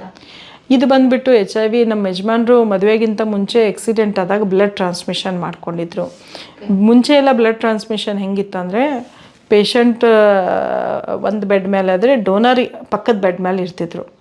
ಡೈರೆಕ್ಟ್ ಡೋನರ್ ಟು ಪೇಷಂಟಿಗೆ ಬ್ಲಡ್ ಟ್ರಾನ್ಸ್ಮಿಷನ್ ಆಗ್ತಾಯಿತ್ತು. ಅಲ್ಲಿ ಹಿಂಗೆ ಬ್ಲಡ್ ಬ್ಯಾಂಕ್ ಆಯಿತು, ಬ್ಲಡ್ ಟೆಸ್ಟಿಂಗ್ ಪ್ರೊಸೀಜರ್ ಆವಾಗ ಇರೋಕ್ಕಿಲ್ಲ. ಆ ಒಂದು ಕಾರಣದಿಂದ ನಮ್ಮ ಯಜಮಾನ್ರಿಗೆ ಈ ಕಾಯಿಲೆ ಬಂದಿತ್ತಂತೆ. ಅವರು ಅಕ್ಸೆಪ್ಟ್ ಮಾಡ್ಕೊಂಡು ಹೇಳಿದರು. ಓಕೆ, ಒಬ್ಬ HIV ಸೋಂಕಿದ್ರು ಎಷ್ಟು ವರ್ಷ ಬದುಕಬಹುದು ಮ್ಯಾಕ್ಸಿಮಮ್ಮು? ಲೈಫ್ ಸ್ಟೈಲ್ ನೀವು ಹೆಂಗೆ ಇಟ್ಕೋತೀರೋ ಅದ್ರ ಮೇಲೆ ಇರ್ತದೆ ಮ್ಯಾಮ್. ಈ HIV ಆಗಿ ನಂಗೆ 26 ವರ್ಷ ಆಯಿತು. ನನಗೆ ಹೇಳಿದ್ದು ಡಾಕ್ಟ್ರು 3 ತಿಂಗಳ ಅವಧಿ. ಬಟ್ ಆದರೂ ಕೂಡ ನಾನು ಇಲ್ಲಿವರೆಗೆ ಬದುಕ್ತಾ ಇದ್ದೀನಿ. ಡೈಲಿ ಮಿನಿಮಮ್ 12 ತಾಸು ನಾನು ಕೆಲಸ ಮಾಡ್ತೀನಿ. ಸೊ ಇಷ್ಟೆಲ್ಲ ಕೆಲಸ ಮಾಡಿ ನಾವು ಬದುಕಬೇಕಾರೆ ನೀವು ನಂಬೋದಿಲ್ಲ, ಟೈಮ್ ಟು ಟೈಮ್ ಊಟ, ಟೈಮ್ ಟು ಟೈಮ್ ನಿದ್ದೆ, ಟೈಮ್ ಟು ಟೈಮ್ ಮೆಡಿಸಿನ್, ಅದ್ರ ತಕ್ಕಂಗೆ ಒಂದು ವಿಚಾರಗಳು ಚೆನ್ನಾಗಿತ್ತು. ಮತ್ತು ನಮ್ಮ ಸುತ್ತಮುತ್ತಲಿನ ವಾತಾವರಣ ಚೆನ್ನಾಗಿರಬೇಕು. ನಾನು ನಾರ್ಮಲಾಗಿ ನೆಗೆಟಿವ್ ಥಿಂಕರ್ ನನ್ನ ಜೊತೆಗೆ ಇಟ್ಕೊಳ್ಳಲ್ಲ. ಸೊ ಯಾವಾಗ ಒಳ್ಳೆ ವಿಚಾರ ಇರೋ ಅಂಥ ನಮ್ಮ ಸುತ್ತಮುತ್ತ ಇರ್ತಾರೆ. ಒಂದು ವೇಳೆ ನೆಗೆಟಿವ್ ಥಿಂಕರ್ ಇದ್ದರೂ ಕೂಡ ಅವ್ರನ್ನ ಹೆಂಗೆ ನಾವು ಮೋಟಿವೇಟ್ ಮಾಡಿ ಪಾಸಿಟಿವ್ ಥಿಂಕಿಂಗ್ ತರಬೇಕು, ಆ ರೀತಿಯಾದಂಥ ಜನ ಇದ್ರೆ ಏನೈತಿ ಎಲ್ಲ HIV ಸೋಂಕಿತರು ಹೆಚ್ಚಿಗೆ ದಿನ ಬದುಕ್ಬೋದು. ಇವಾಗ ಗೌರ್ಮೆಂಟ್ ಅಲ್ಲಿ ಫೆಸಿಲಿಟೀಸ್ ತಗೊಳ್ಳಲ್ಲ, ಪ್ರೈವೇಟ್ ಅಲ್ಲಿ ಅದಕ್ಕೆ ಮೆಡಿಸಿನ್ ಸಿಗುತ್ತಾ? ಮೆಡಿಕಲ್ ಎಸ್ ಸಿಗುತ್ತೆ. ಮಿನಿಮಮ್ 5,000 ರೂಪಾಯಿ ಸ್ಪೆಂಡ್ ಮಾಡಬೇಕಾಗತ್ತೆ ತಿಂಗಳಿಗೆ. ಎಸ್. ಓಕೆ, ಹಂಗಾದ್ರೆ ಸಾಮಾನ್ಯ ಜನರಿಗೆ ಅದು ಕೈಗೆಟುಕುವ ದರದಲ್ಲಿ ಇಲ್ಲ. ಮೇಡಮ್, HIV ಟ್ರಾನ್ಸ್ಮಿಷನ್ ಯಾವೆಲ್ಲ ವೇಸ್ ಇಂದ ಆಗುತ್ತೆ ಮೇಡಮ್ ಒಬ್ಬ ಮನುಷ್ಯ? ಎಸ್, ಸುಮಾರು ಜನರಿಗೆ ಅದೇ ಗೊತ್ತಾಗ್ತಾ ಇಲ್ಲ ಈಗ. ಯಾಕಂದರೆ ಬರೀ 4 ಕಾರಣದಿಂದ. ಒಂದು, ನಾವೇನಾದರೂ ಮಲ್ಟಿಪಲ್ ಪಾರ್ಟ್ನರ್ ಜೊತೆ ಅನ್ಸೇಫ್ ಸೆಕ್ಸ್ ಮಾಡಿದರೆ HIV ಬರುತ್ತೆ. ಎರಡನೇದಾಗಿ HIV ಸೋಂಕಿತ ವ್ಯಕ್ತಿ ರಕ್ತ ನಾವೇನಾದರೂ ಪಡ್ಕೊಂಡ್ವಿ, ಬ್ಲಡ್ ಟ್ರಾನ್ಸ್ಮಿಷನ್ ಮಾಡ್ಕೊಂಡ್ವಿ, ಒಂದು ಆಕ್ಸಿಡೆಂಟ್ ಆಯಿತು, ಆಪ್ರೇಷನ್ ಟೈಮ್ದಾಗ ನಮಗೇನಾದರೂ ರಕ್ತ HIV ಇದ್ದವ್ರದ್ದು ಹಾಕಿದರೆ ನಮಗೆ HIV ಬರ್ತದೆ. ಥರ್ಡ್ ಬಂದುಬಿಟ್ಟು ಪ್ರೆಗ್ನೆಂಟ್ ವುಮನ್ HIV ಇದ್ದವರಿದ್ದರೆ ಅವರಿಂದ ಅವ್ರು ಹುಟ್ಟೋ ಮಗು ಕೂಡ ಬರ್ತದೆ. 4ನೇದು, ಡಾಕ್ಟ್ರ್ ಹತ್ರ ಹೋದಾಗ ಅನ್ಸ್ಟೆರಿಲೈಸ್ ಸಿರಿಂಜ್ ಮತ್ತು ನೀಡಲ್. HIV ಇದ್ದವ್ರಿಗೆ ಯೂಸ್ ಮಾಡಿದ್ದು ಅಂಥ ಸೂಜಿ ಸಿರಿಂಜ್ ತುರಂತ ನಮಗೇನಾದರೂ ಯೂಸ್ ಮಾಡಿದರೂ ಕೂಡ ಏನೈತಿ ನಮಗೆ ಆ ಕಾಯಿಲೆ ಬರೋ ಚಾನ್ಸಸ್ ಇರ್ತದೆ. ನಾರ್ಮಲಾಗಿ ವೈರಸ್ ಬಂದುಬಿಟ್ಟು ಮನುಷ್ಯನಲ್ಲಿರುವಂಥ ಒಂದು ರಕ್ತದ ಕಣದಲ್ಲಿ ಬದುಕ್ತದೆ. ಅದ್ರ ಜೊತೆಗೆ ಎದೆ ಹಾಲಿನಲ್ಲಿ, ಹೆರಿಗೆ ಆದ ನಂತರ ತಾಯಿ ಎದೆ ಹಾಲಿನಲ್ಲಿ ಈ ವೈರಸ್ ಇರ್ತದೆ. ಮತ್ತು ಗಂಡ್ಮಕ್ಳ ಸ್ಪರ್ಮ್ಸ್ನಲ್ಲಿ ಮತ್ತು ಹೆಣ್ಮಕ್ಳು ವೆಜೈನಲ್ ಡಿಸ್ಚಾರ್ಜ್ ಏನಾಕತ್ತಲ್ಲ, ಈ 4 ಬಾಡಿ ಫ್ಲೂಯಿಡ್ನಲ್ಲಿ ಮಾತ್ರ HIV ವೈರಸ್ ಬದುಕ್ತದೆ. ಬೇರೆ ಯಾವುದೋ ಬಾಡಿ ಫ್ಲೂಯಿಡ್ನಲ್ಲಿ HIV ವೈರಸ್ ಬದುಕೋದಿಲ್ಲ. ಮತ್ತು ಇದು ಹೇಗೆ ಬರೋದಿಲ್ಲ ಅಂದರೆ, HIV ಇದ್ದವ್ರ ಜೊತೆ ನೀವು ಕೂತು ಊಟ ಮಾಡೋದು, ಅವ್ರ ಜೊತೆ ಶೇಕ್ ಹ್ಯಾಂಡ್ ಮಾಡೋದು, ಅವ್ರ ಜೊತೆ ಒಂದೇ ಮನೇಲಿ ವಾಸವಾಗೋದ್ರಿಂದ HIV ಬರೋದಿಲ್ಲ. ಮತ್ತು ನಿಮ್ಮನ್ನು ನೀವು ಹೆಂಗೆ ಪ್ರಿವೆಂಟ್ ಮಾಡ್ಕೋಬೇಕು? ನಾವೆಲ್ಲರೂ ಸೆಷನ್ದಲ್ಲಿ ಹೇಳೋದಂದ್ರೆ ಏನೈತಿ, ಮದುವೆ ಆಗದೇ ಇದ್ದವ್ರಿದ್ರೆ ಮದುವೆ ಆಗೋ ತನಕ ಯಾವುದೇ ರೀತಿಯಾದಂಥ ಫಿಸಿಕಲ್ ರಿಲೇಷನ್ ಇಟ್ಕೊಳ್ಳೋದೇ ಇದ್ದರೆ ಒಳ್ಳೆಯದು. ಮತ್ತು ಮದುವೆ ಆದವರಿದ್ದರೆ ಬಿ ಫೇತ್ಫುಲ್ ವಿತ್ ಪಾರ್ಟ್ನರ್ ಅಂತ ಹೇಳ್ತೀವಿ. ಸಂಗಾತಿ ಜೊತೆಗೆ, ಏಕ ಸಂಗಾತಿ ಜೊತೆಗೆ ನಾವು ನಿಷ್ಠೆಯಿಂದ ಜೀವನ ತೆಗೆಯೋದನ್ನು ರೂಢಿಸ್ಕೊಂಡ್ರೆ ಏನೈತಿ ನಮಗೆ ಈ ಕಾಯಿಲೆ ಬರದೇ ಇರೋ ಥರ ನಾವು ನೋಡ್ಕೋಬೋದು. ಮತ್ತು ಏನಾದರೂ ಬಹಳ ಗಂಭೀರ ಪರಿಸ್ಥಿತಿ ಬಂತು, ಬ್ಲಡ್ ಟ್ರಾನ್ಸ್ಮಿಷನ್ ಮಾಡ್ಕೋದ ಅಂತ ಸಿಚುವೇಶನ್ ಬಂತು, ಬ್ಲಡ್ ಹಾಕಬೇಕಾಯ್ತಂದ್ರೆ ಬ್ಲಡ್ ಬ್ಯಾಂಕ್ನಿಂದ ನಾನು ಟೆಸ್ಟ್ ಮಾಡಿರೋ ಬ್ಲಡ್ ತೆಕ್ಕೋ ಅಂತ ಹೇಳ್ತೀವಿ. ಆಮ್ಯಾಗೆ ಡಾಕ್ಟ್ರ್ ಹತ್ರ ಹೋದಾಗ ಬಾಯಿ ಬಿಟ್ಟು ನಾವು ಹೇಳಬೇಕು, ಇಂಜೆಕ್ಷನ್ ಮಾಡ್ತಾಯಿದ್ರೆ ಹೊಸ ಸೂಜಿ ಸಿರಿಂಜ್ ಯೂಸ್ ಮಾಡ್ತಾ ಇದ್ದೀರಲ್ಲ ಅಂತ ಕೇಳೋದು ನಮ್ಮ ರೈಟ್ಸ್ ಅದ. ಕೆಲವೊಂದು ಸಲ ಏನಾಗ್ತದ ಹಳ್ಳಿಲಿ ಇಂಜೆಕ್ಷನ್ ಚೂಸ್ತಾರು ಕಡಿಮೆ ರೊಕ್ಕ ತೊಗೋತಾರಂತೆಲ್ಲರೂ ಅಲ್ಲೇ ಹೋಗ್ತಾರೆ, ಬೇಗ ಆರಾಮಾಗ್ತೀವನ್ನೋ ಮೆಂಟಾಲಿಟಿ. ಬಟ್ ಅದು ಮಾಡಬಾರ್ದು. ಡಾಕ್ಟ್ರ್ ಹತ್ರ ಹೋದಾಗ ಏನೈತಿ, ಸ್ವಲ್ಪ 10 ರೂಪಾಯಿ ಹೆಚ್ಚಿಗೆ ಹೋದರೂ ಹೊಸ ಸೂಜಿ ಸಿರಿಂಜ್ ನಮ್ಮದೇ ಒಯ್ದು ನಾವು ಅಲ್ಲಿ ಇಂಜೆಕ್ಷನ್ ಮಾಡೋ ಪ್ರಸಂಗ ಬಂದಂದ್ರೆ ಅದರಿಂದನೇ ಮಾಡಿಕೊಂಡು ನಮ್ಮ ಕೇರ್ ನಾವು ತಗೋಬೇಕಾಗ್ತದ. ಪ್ರಿಯ ವೀಕ್ಷಕರೇ, ನಾವು ತೋರಿಸುತ್ತಿರುವ ಇತಿಹಾಸದ ಕಥೆಗಳು ಕನ್ನಡದ ಕಲೆ, ಸಾಹಿತ್ಯ, ಸಂಸ್ಕೃತಿ, ಜನಜೀವನ, ಇತಿಹಾಸ ಸೃಷ್ಟಿಸಿದ ಜನಸಾಮಾನ್ಯರ ಅಸಾಮಾನ್ಯ ಕಥೆಗಳು ನಿಮಗೆ ಇಷ್ಟ ಆಗಿದ್ಯಾ? ಹಾಗಿದ್ರೆ ವಿಡಿಯೋ ನೋಡಿ ಸುಮ್ಮನಾಗ್ಬೇಡಿ, ಶೇರ್ ಮಾಡಿ, ಸಪೋರ್ಟ್ ಮಾಡಿ, ನಮ್ಮೊಂದಿಗೆ ಜೊತೆಯಾಗಿ. ಇದು ನೀವೇ ಬೆಳೆಸಿದ ನಿಮ್ಮ ನೆಚ್ಚಿನ ಡಿಜಿಟಲ್ ಮಾಧ್ಯಮ. ಇನ್ಮುಂದೆ ನಿಮಗಾಗಿ ಇನ್ನಷ್ಟು ವಿನೂತನ ಶೈಲಿಯಲ್ಲಿ ಬರಲಿದೆ. ನೈತಿಕ ಬೆಂಬಲದ ಜೊತೆಗೆ ಆರ್ಥಿಕ ಬೆಂಬಲ ನೀಡಿ. ನಿಮ್ಮ ಬೆಂಬಲವೇ ನಮಗೆ ಪ್ರೇರಣೆ, ಸ್ಫೂರ್ತಿ ಕೂಡ. ನಿಮ್ಮ ಬೆಂಬಲದೊಂದಿಗೆ ನಮ್ಮ ಪಯಣ ಮುಂದುವರಿಯುತ್ತಿದೆ. ಸಾಮಾಜಿಕ ಬದಲಾವಣೆಗೆ ಜೊತೆಯಾಗಿ ನಮ್ಮ ಮುಂದಿನ ಪೀಳಿಗೆಗೆ ಕರ್ನಾಟಕದ ಇತಿಹಾಸ ಉಳಿಸೋಣ. ಪ್ರತಿ ಗರ್ಭಿಣಿ ಮಹಿಳೆಯರು ಕೂಡ HIV ಟೆಸ್ಟಿಂಗ್ ಮಾಡಿಸ್ಕೊಳ್ಳೇಬೇಕು. ಯಾಕಂದರೆ ಒಂದು ವೇಳೆ ನಮಗೇನಾದರೂ ಗರ್ಭದಲ್ಲಿದ್ದಾಗ ಸಮಸ್ಯೆ ಇತ್ತಂದ್ರೆ ನಾವು ಆ ಮಗುಗೆ ರೋಗ ಹಚ್ಚೋ ಅವಶ್ಯಕತೆ ಇಲ್ಲ, ಆ ಮಗುನ ನಾವು ಉಳಿಸ್ಕೋಬಹುದು ಅಂತ. ಯಾಕಂದರೆ ಪ್ರೆಗ್ನೆನ್ಸಿ ಇದ್ದಾಗ HIV ಇದೆ ಅಂತ ಗೊತ್ತಾಯ್ತಂದ್ರೆ ಹುಟ್ಟೋ ಮಗುನ ಉಳಿಸ್ಕೋಬೋದು. ಆಫ್ಟರ್ ಡೆಲಿವರಿ ನಾವು ಏನೂ ಮಾಡೋಕ್ಕೆ ಸಾಧ್ಯ ಇಲ್ಲ. ಸೊ ಅದಕ್ಕಾಗಿ ಏನೈತಿ, ಪ್ರತಿ ಗರ್ಭಿಣಿ ಮಹಿಳೆಯರೂ HIV ಟೆಸ್ಟಿಂಗ್ ಮಾಡ್ಕೊಂಡ್ರೆ, ಅಥವಾ ಹೆಪಟೈಟಿಸ್ B ಕೂಡ ಈಗ ರಿಸ್ಕ್ ಅದ. ಸೊ ಆ ಒಂದು ಟೆಸ್ಟ್ ಕೂಡ ಮಾಡಿದರೆ ಏನೈತಿ, ತಾಯಿಯಿಂದ ಮಗು ಹರಡುವ ಒಂದು ಕಾಯಿಲೆನ ನಾವು ನಿಲ್ಲಿಸ್ಬೋದು ಅಂತ ಹೇಳ್ಬೋದು. ಇಲ್ಲದೇ ಇದ್ರೆ ನಮ್ಮಲ್ಲಿ ಹೆಂಗೆ 18 ಹೆಣ್ಮಕ್ಳು ಅದಾರಲ್ಲ, ಇನ್ನೂ ಸೊಸೈಟಿಯಲ್ಲಿ ಬೆಳಗಾವಿಯಲ್ಲಿ ಸಾವಿರಾರು ಗಂಟಲೆ ಮಕ್ಕಳೇ HIV ಪಾಸಿಟಿವ್ ಆಗಿ ಹುಟ್ಟಿದ್ದಾರೆ. ಬಿಕಾಸ್ ಆಫ್ ಪ್ರೆಗ್ನೆಂಟ್ನ ಇದ್ದಾಗ HIV ಟೆಸ್ಟ್ ಮಾಡ್ಕೊಳ್ಳದೆ ಇರೋ ಒಂದು ಕಾರಣದಿಂದ ತಾಯಿಯಿಂದ ಮಕ್ಕಳಿಗೆ HIV ಬಂದಿರೋಂಥ ಕೇಸಸ್ ಭಾಳ ಅದ. ಅದನ್ನು ನಿಲ್ಲಿಸ್ಬೇಕಾದ್ರೆ ನಾವು ಈ ಒಂದು ರೂಢಿನ ಮಾಡ್ಕೋಬೇಕಾಗಿದೆ. ಮತ್ತೊಂದು ಹೇಳ್ಬೇಕಂದ್ರೆ, ಯಾಕಪ್ಪ ಗರ್ಭಿಣಿ ಮಹಿಳೆಗೆ HIV ಬಂತು ಅಂತಂದ್ರೆ, ನಾನು ಎಲ್ಲರಿಗೂ ಏನು ಅಪೀಲ್ ಮಾಡ್ಕೋಬೇಕಂದ್ರೆ, ಮದುವೆಗಿಂತ ಮುಂಚೆ ನಾವೆಲ್ಲರೂ ಕುಂಡ್ಲಿ ನೋಡ್ತೀವಿ. ಅದು ನಮ್ಮ ಕಲ್ಚರ್, ಹಿಂದೂ ಕಲ್ಚರ್ ಒಪ್ಕೋತೇನೆ. ಮದುವೆ ಮುಂಚೆ ಕುಂಡ್ಲಿ ನೋಡೋದ್ರ ಜೊತೆಗೂ ಕೂಡ ಹೆಲ್ತ್ ಒಂದು ರಿಪೋರ್ಟ್ ಅಥವಾ ಹೆಲ್ತ್ ಚೆಕಪ್ ಕೂಡ ಏನೈತಿ ಮಾಡಿಸೋದು ಭಾಳ ಅವಶ್ಯಕತೆ. ಅದ್ರಾಗ ಮೇನಾಗಿ ಹೆಪಟೈಟಿಸ್ B ಆಗಿರ್ಬೋದು, HIV ಆಗಿರೋ ಇನ್ನೂ ಸುಮಾರು ಹೆಲ್ತ್ ಇಶ್ಯೂಸ್ ಅದಾವೆ.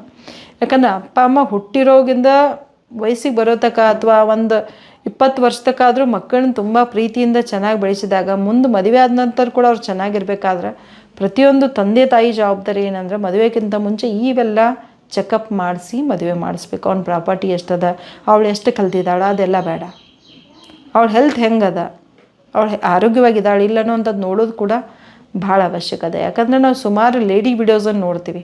ಪ್ರತಿ ಫೀಲ್ಡ್ ವಿಸಿಟ್ದಾಗ ಹೋದಾಗ ಕೂಡ ಗಂಡು ಸತ್ತ ಅಂತ ಹೆಣ್ಮಕ್ಳನ್ನ ನಮ್ಗೆ ಸಿಗ್ತಾರೆ. ಯಾಕಪ್ಪ?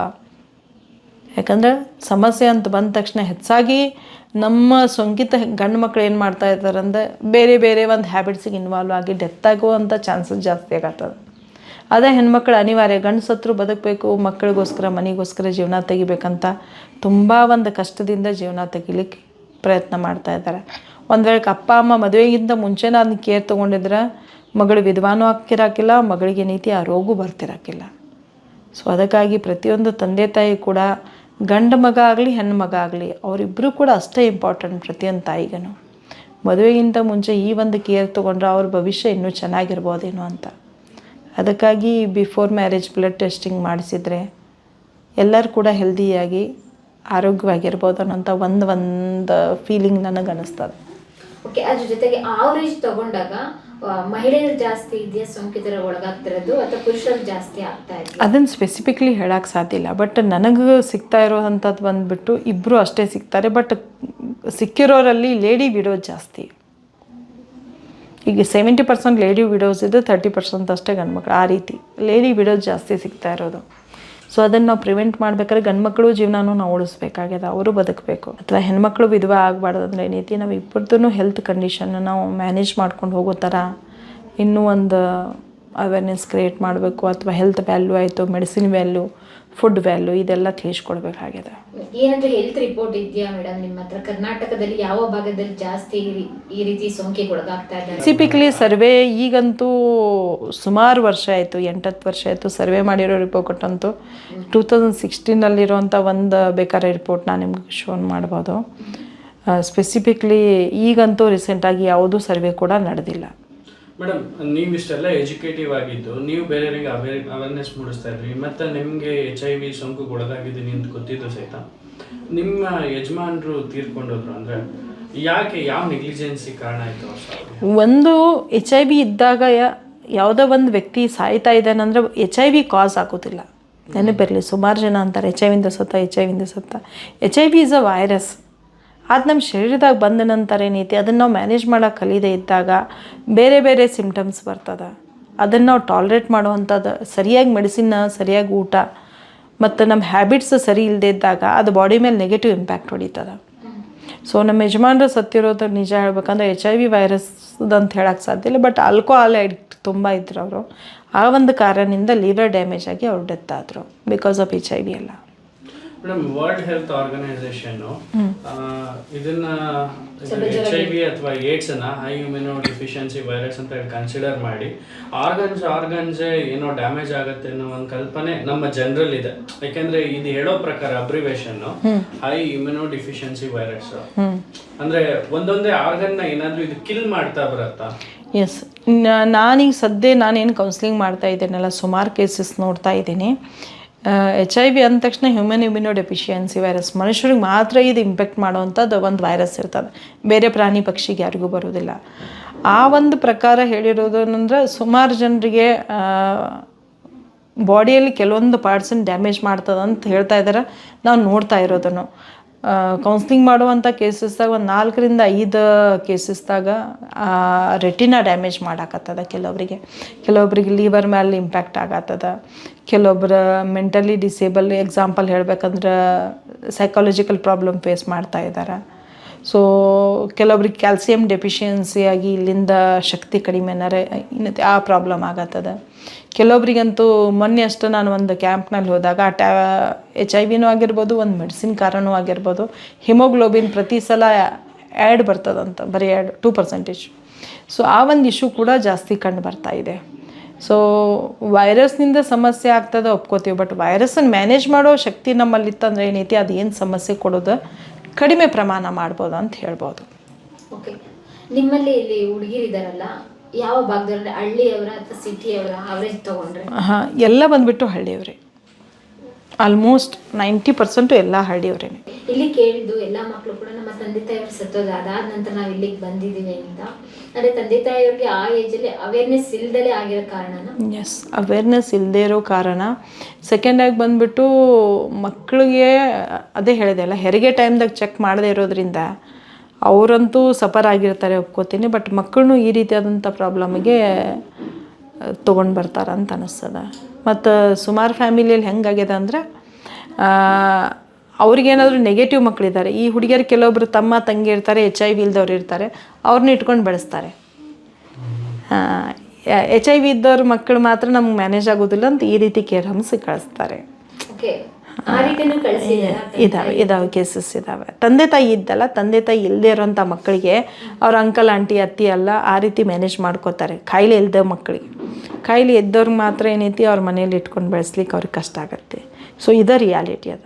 ಮೇಡಮ್, ಫಾರ್ ಎಕ್ಸಾಂಪಲ್ ಹೇಳ್ಬೇಕು ಅಂದ್ರೆ ಮನೇಲಿ ಒಂದು ಹೆಣ್ಣು ಮಗಳಿಗೆ HIV ಇದೆ ಅಂತ ಅನ್ಕೊಳ್ಳೋಣ. ಫಾರ್ ಎಕ್ಸಾಂಪಲ್, ಆಕೆ ತರಕಾರಿ ಕಟ್ ಮಾಡ್ತಿರ್ತಾಳೆ. ಕಟ್ ಮಾಡೋ ಟೈಮಲ್ಲಿ ಚಾಕುವಿಂದ ಕಟ್ ಮಾಡ್ಕೊಳ್ಳೋದು ಸಹಜ, ಅದೇನ್ ದೊಡ್ಡ ವಿಷಯ ಅಲ್ಲ.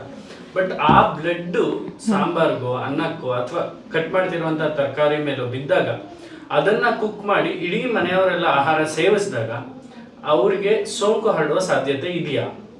ಭಾಳ ಕಡಿಮೆ ಸರ್. ನನಗೆ ಡಾಕ್ಟ್ರ್ ಹೇಳಿರೋ ಪ್ರಕಾರ ವೈರಸ್ ನಮ್ಮ ಬಾಡಿಯಿಂದ ಹೊರಗೆ ಬಂದಾಗ ಸೆಕೆಂಡ್ ಲೆವೆಲ್ದಾಗ ಅಷ್ಟೇ ಬರುತ್ತೆ. 50 to 60 seconds ಅಂದರೆ 1 ನಿಮಿಷ ಕೂಡ ಆ ವೈರಸ್ ಹೊರಗೆ ಬದುಕಲ್ಲ.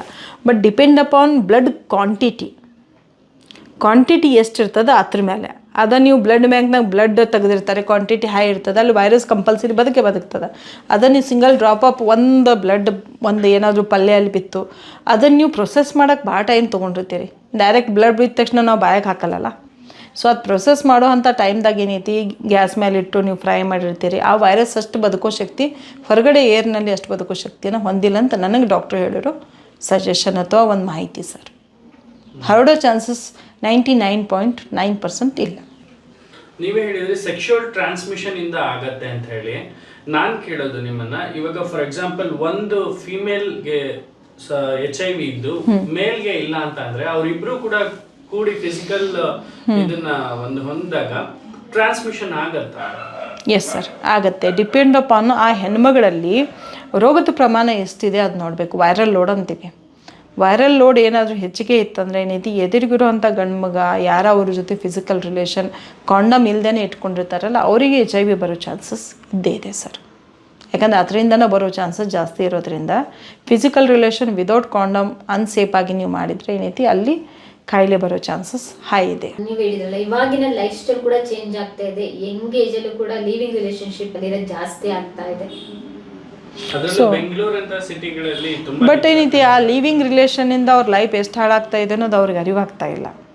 ಲಿವಿಂಗ್ ರಿಲೇಷನ್ ಈಗ ಹೇಳ್ಬೇಕಂದ್ರೆ ನಿಜ ಹೇಳ್ಬೇಕಂದ್ರೆ ಎಷ್ಟೋ ಮೊನ್ನೆ ಒಂದು ಕೌನ್ಸ್ಲಿಂಗ್ ಬಂದಿದ್ದ. ನಾನು ಬೆಂಗಳೂರಿಗೆ ಜಾಬ್ ಅಂತ ಹೋದೆ, ಅಲ್ಲಿ ಏನೋ ಫ್ರೆಂಡ್ ಜೊತೆ ಹೋಗಿ ನಾನು ಫಿಸಿಕಲ್ ರಿಲೇಷನ್ ಹೆಣ್ಮಗಳ ಜೊತೆ ಮಾಡಿದೆ. ಗೊತ್ತೇ ಇಲ್ಲ, ಈಗ ಆ ಕಾಯಿಲೆ ನನಗೆ ಬಂದದ, ನಾನು ಬದುಕಬೇಕು, ನಮ್ಮ ಅಪ್ಪ ನಮ್ಮ ಸಾಕಬೇಕು, ಆ ರೀತಿ ಎಲ್ಲ ಮೆಂಟಾಲಿಟಿ ಯಾವಾಗ ಆಗ್ತದಂದ್ರೆ ತಾನು ತಪ್ಪು ಮಾಡಿದ ನಂತರ ಕೊನೆಗೆ ಪ್ರಾಬ್ಲಮ್ ತೊಗೊಂಡು ಬಂದಾಗ ನಾವು ಅದನ್ನೇನು ಮಾಡೋಕ್ಕಾಗಲ್ಲ. ಅದಕ್ಕಿಂತ ಮುಂಚೆ ಯಾರೂ ಹೇಳೋಕ್ಕೂ ಇಷ್ಟಪಡೋದಿಲ್ಲ. ಯಾಕಂದ್ರೆ ಅವಾಗೊಂದು ಫೀಲಿಂಗ್ ಎಕ್ಸೈಟ್ಮೆಂಟ್ ತಿಳ್ಕೊಬೇಕು ಅನ್ನೋಂಥ ಒಂದು ಹುಚ್ಚು ಏನಿರ್ತದಲ್ಲ, ದೋಸ್ತರ ಜೊತೆಗೆ ಒಂದು ಪೇರ್ ಪ್ರೆಷರ್ ಏನಿರ್ತದಲ್ಲ ಅದೆಲ್ಲ ಮಾಡಿ ಮುಗಿಸ್ತಾರೆ. ಬಟ್ ಪ್ರಾಬ್ಲಮ್ ಬಂದಾಗ ಅವ್ರಿಗೆ ಬದುಕೋದು ಬೇಡ ಹಾಕೋದು, ಅದೇ ನೆಗೆಟಿವ್ ಟೆಂಡೆನ್ಸಿಗೆ ಹೋಗ್ತಾರ. ಆವಾಗೇನೈತಿ ನಮ್ಮ ಕೆಲಸ ಜಾಸ್ತಿ ಆಗಿಬಿಡ್ತದೆ. ಅವ್ರು ವಾಪಸ್ ಪಾಸಿಟಿವ್ ಥಿಂಕ್ ಮಾಡಬೇಕು, ಅವ್ರಿಗೆ ಟ್ರೀಟ್ಮೆಂಟಿಗೆ ಕಳಿಸ್ಬೇಕು, ಅವ್ರ ಮನೆಯಲ್ಲಿ ಕೇರ್ ತೊಗೋದ್ರ ಬಗ್ಗೆ ಪ್ರತಿಯೊಂದು ತಮ್ಮ ಹೆಲ್ತ್ ಬಗ್ಗೆ ಕೇರ್ ತೊಗೋದು, ಇದೆಲ್ಲ ಕೌನ್ಸ್ಲಿಂಗ್ ಮಾಡಿ ಒಂದು ಲೆವೆಲ್ ತರಬೇಕಾದ್ರೆ ದೆನ್ ಅದಕ್ಕೆ ಸುಮಾರು ಟೈಮ್ ಹಿಡಿತದೆ. ಸೊ ಲಿವ್ ಇನ್ ರಿಲೇಷನ್ ಮಾಡಬೇಕಾದ್ರೂ ಕೂಡ ಏನೈತಿ ಯಾರ ಜೊತೆ ಮಾಡಾಕತ್ತಾರ ಅವ್ರ ಬಗ್ಗೆ ಇವ್ರು ತಿಳ್ಕೊಬೇಕು. ದೆನ್ ಸೇಫ್ ಮೆಥಡಾಗಿ ಫಿಸಿಕಲ್ ರಿಲೇಷನ್ ಇಟ್ಕೊಂಡ್ರೆ ಲಿವ್ ಇನ್ ರಿಲೇಷನ್ ಹೆಲ್ದಿಯಾಗಿ ಹೆಚ್ಚಿಗೆ ದಿನ ಅವರು ಕೂಡ ಇರ್ಬೋದು ಅಂತ ಅನಿಸ್ತದೆ. ಮೇಡಮ್, HIV ಸೋಂಕಿತರು ರೋಡಲ್ಲಿ ಬಿದ್ದಿದ್ದಾರೆ ಅಂತ ಅಂದ್ಕೊಳ್ಳೋಣ, ಹಾರ್ಟ್ ಅಟ್ಯಾಕ್ ಆಗಿರ್ಬೋದು, ಒಂದು ಸಿವಿಯರ್ ಆಗಿದೆ. ಸೊ ತಕ್ಷಣ ಫಸ್ಟ್ ಏಡ್ ಬೇಕು. ಯಾರಾದರೂ ಡಾಕ್ಟರು ಅಥವಾ ಸೋಷಿಯಲ್ ಕನ್ಸರ್ನ್ ಇರೋರು ಇಮಿಡಿಯೇಟ್ ಆಗಿ ಅವ್ರ ಹಾರ್ಟ್ ಪಂಪ್ ಮಾಡೋಕ್ಕೆ ಶುರು ಮಾಡ್ತಾರೆ, either male or female, that doesn't matter. So ಆ ಸಂದರ್ಭದಲ್ಲಿ ಮೌತ್ ಟು ಮೌತ್ ಅವರು ಏರ್ ಬ್ಲೋ ಮಾಡೋದ್ರಿಂದ ಆ ಟ್ರಾನ್ಸ್ಮಿಷನ್ ಇಂದನೂ ಬರುತ್ತಾ? ಆಮೇಲೆ ಇದು ಇನ್ನೊಂದು ಕಡೆ ಅಪ್ಲಿಕಬಲ್ ಆಗತ್ತೆ. ಒಂದು 4 ಗೋಡೆ ಮಧ್ಯ ಉಸಿರಾಡುವಾಗ ಟ್ರಾನ್ಸ್ಮಿಷನ್ ಆಗುತ್ತಾ? HIV ಬಂದುಬಿಟ್ಟು ಆ ರೀತಿ ಟ್ರಾನ್ಸ್ಮಿಷನ್ ಆಗೋದಿತ್ತಂದರೆ ಇಲ್ಲೆಲ್ಲರೂ HIV ಪಾಸಿಟಿವ್ ಆಗ್ತಿದ್ರು ಏರ್ ಥ್ರೂ. ನಾವು ಲಕ್ಕಿ ಇದ್ದೀವಿ, ಸೊಳ್ಳೆಯಿಂದ ಕೂಡ HIV ಟ್ರಾನ್ಸ್ಮಿಷನ್ ಆಗೋದಿಲ್ಲ. ಯಾಕಂದರೆ ವೈರಸ್ ಬಂದುಬಿಟ್ಟು ಮನುಷ್ಯರಲ್ಲಿ ಮಾತ್ರ ಬದುಕ್ತದೆ. ಸೊ ಏರ್ನಲ್ಲಿ ಬದುಕೋ ಚಾನ್ಸಸ್ ಭಾಳ ಕಡಿಮೆ ಇರೋದ್ರಿಂದ ನಾವೀಗ ಎಲ್ಲರೂ ಸೇಫ್ ಆಗಿದ್ದೀವಿ, ಹೆಲ್ದಿ ಆಗಿದ್ದೀವಿ ಅಂತ ನಾವು ಸೊಸೈಟಿಗೆ ನಾವು ಹೇಳ್ಬೋದು. ನಾವು HIV ಇದ್ದರೂ ಕೂಡ ನಮ್ಮ ಜೊತೆಗಿದ್ದವರು ಅಥವಾ ನೀವು ಹೇಳಿದ್ರಲ್ಲ ಹಾರ್ಟ್ ಅಟ್ಯಾಕ್ ಸಿಚುವೇಶನ್ ಹೆಂಗೆ ಬರ್ತದೆ ಅಂದ್ರೆ, ಈಗ ಒಂದು ವ್ಯಕ್ತಿ ಈ ಮ್ಯಾಟ್ರಿಗೆ ಇನ್ನೊಂದು ಮ್ಯಾಟ್ರಿಗೆ ಕನ್ಸಿಡರ್ ಹಾಕದ.